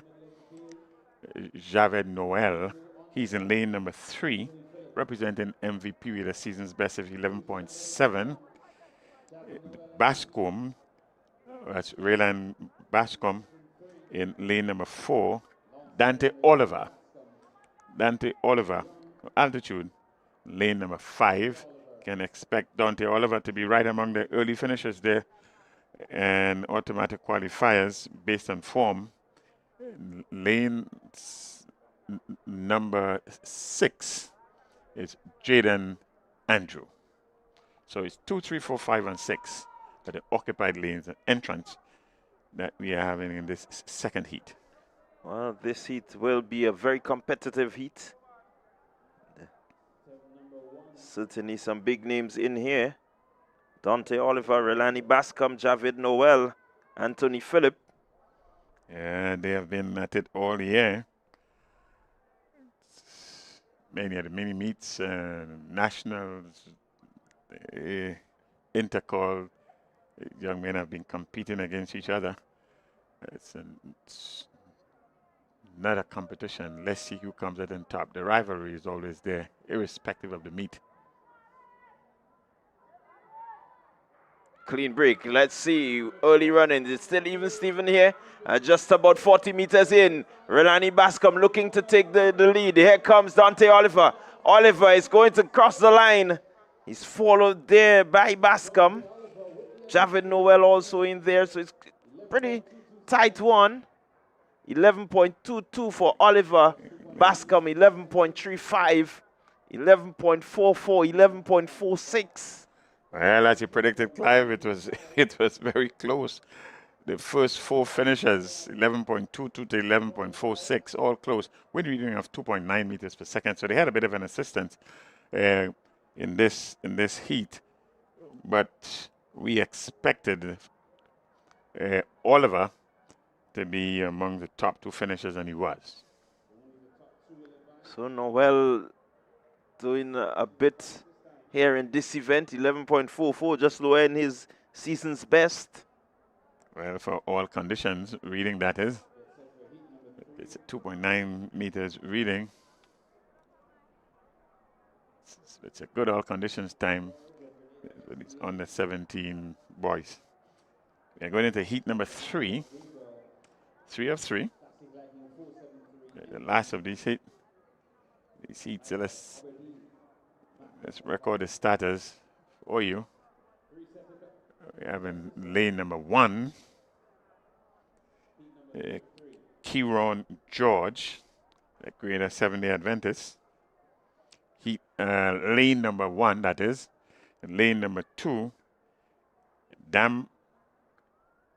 Marion Gabriel, MVP. He's in lane number 2. And from McDonald College, Michael Aberdeen in lane 3. 3 athletes. So here we go. This one is expected to be tight as well. And it's still Aberdeen. Aberdeen expected to come forward, and he does just about now. It's Aberdeen. The top 2 gets into the final. That's Aberdeen, your winner, 11.26 with a legal time. 11.26. 11.36 is Kieron George. The grade 7-day Adventist, Kieron George. 11.36 and 11.48. The athlete there from MVP, 11.48. That's Gabriel, Marion Gabriel. Clyde will give us an update of the final 8. It's 8 advanced to the finals. Well, it's pretty tight here. Some good on the 17 sprinting. That makes for a very exciting finals later in the day.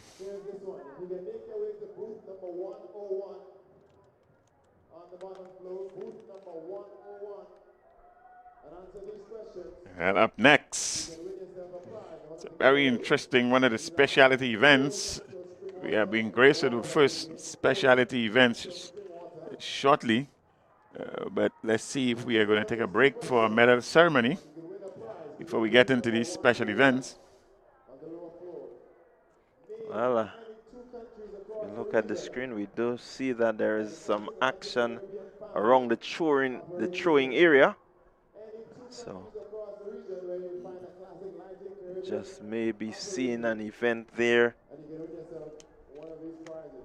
that will suggest the cricket ball throw. Where you can find Classic Lighting Caribbean here in the Springside. You can also win yourself one of these giveaways. So answer any one of those two questions, visit booth number 101 on the downstairs and win yourself one of those giveaways.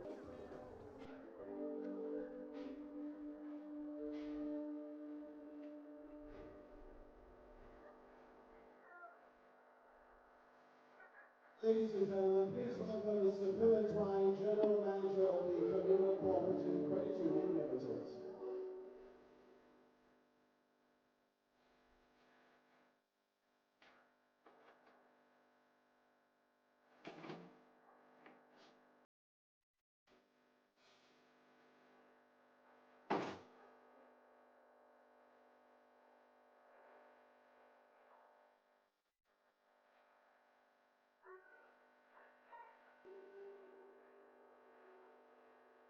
Event 5, girls 400 meter dash under 20.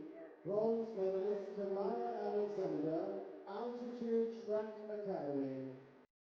1 minute 02.05 seconds.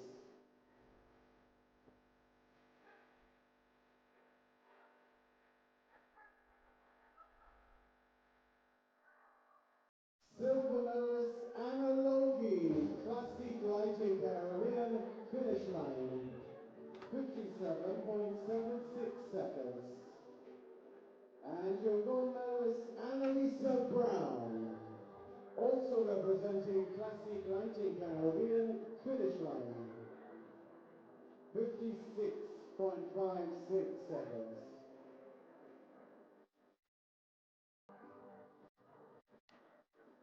Event 8, men's 400 meter dash senior, presenting your bronze medalist, Junior Alexander, Altitude Track Academy. 48.17 seconds. Silver medalist, Matthew Paul, ace. 48.14 seconds.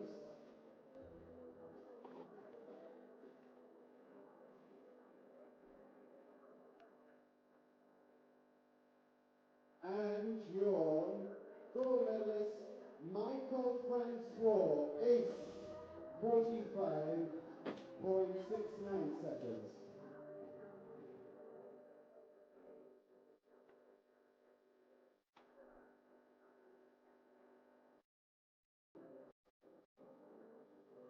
We get back up to event 6, boys 400 meter dash under 20. Presenting your bronze medalist, Tash Thomas, Fusion Athletics. 49.48 seconds. Silver medalist, Kyle Ned, ace. 49.28 seconds.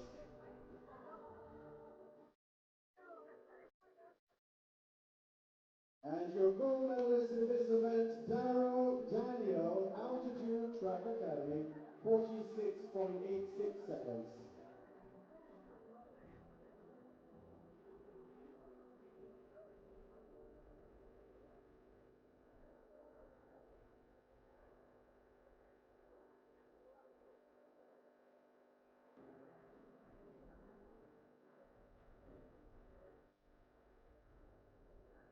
Let's go now to event 14-1, mixed 1500 meter race walk, business sector.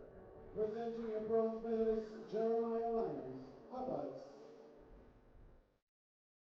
20 minutes, 28.05, 28 seconds.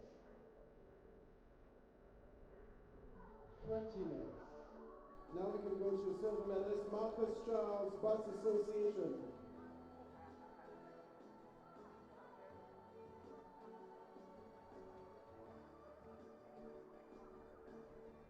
And your gold medalist Henri Thomas Hubbard.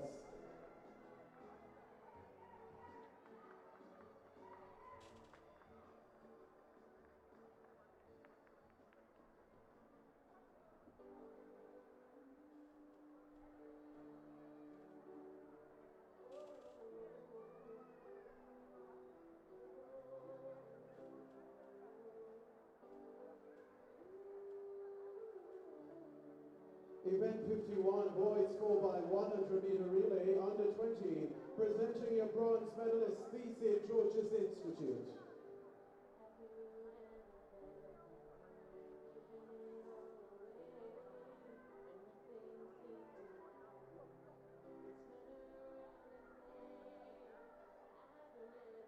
Silver medalist, Altitude Track Academy.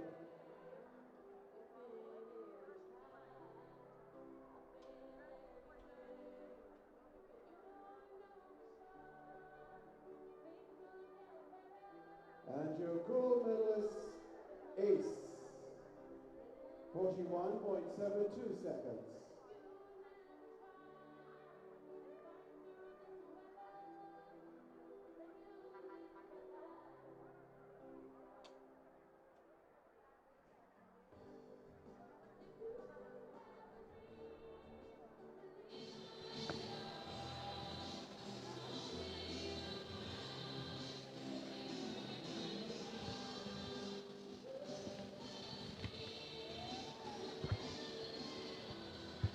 Event 53, men's 4x100-meter relay senior. Bronze medalist Huggins, 47.87 seconds.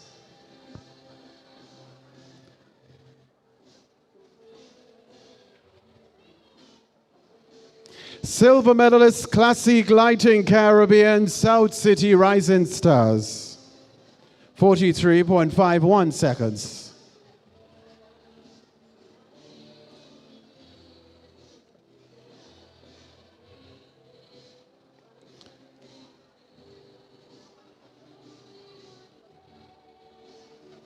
And your gold medalist in this event, Ace, 42.27 seconds.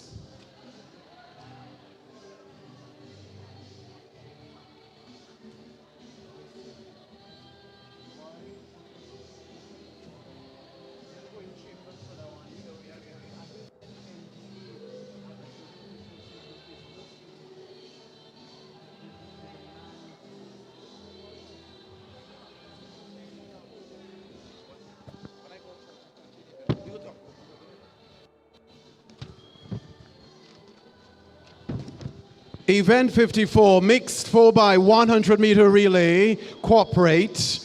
Presenting your bronze medalist, Digicel Grenada, 57.20 seconds.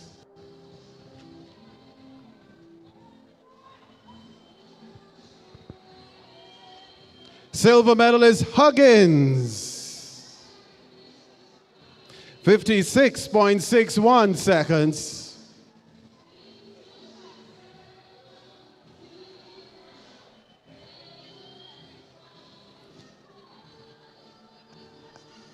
And your gold medalist in this event, Jet Setter Sports Club, 52.52 seconds.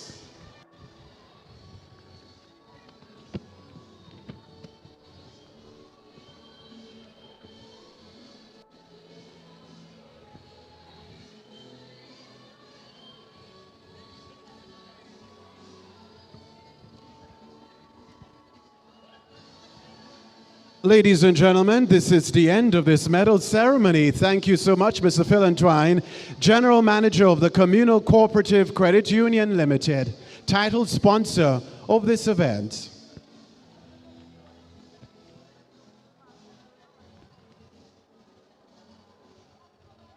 Grenada! Grenada, this one is powered by greatness.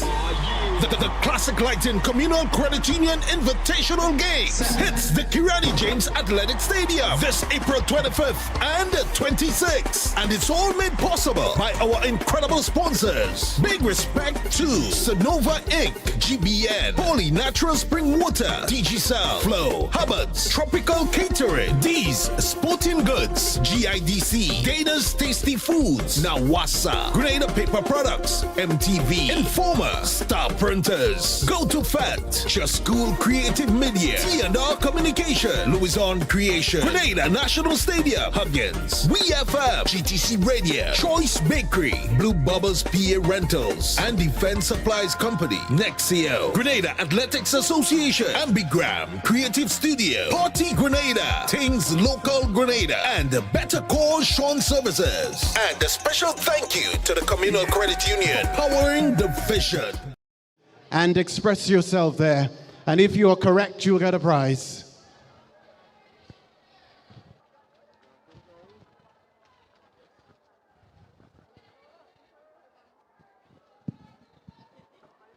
So congratulations to all of our medalists. And congratulations to our future winners. And those of you heading to booth 101. Ladies and gentlemen, if you turn your attention to our main screen, the Classic Lighting Caribbean family has a special presentation just for you.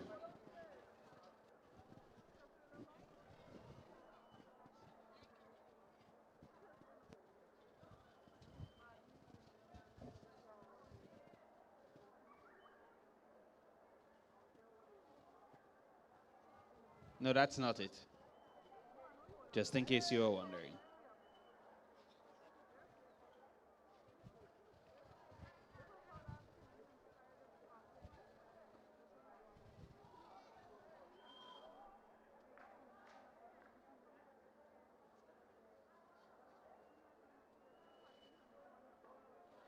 So as we await our presentation, the cricket ball throw still in action.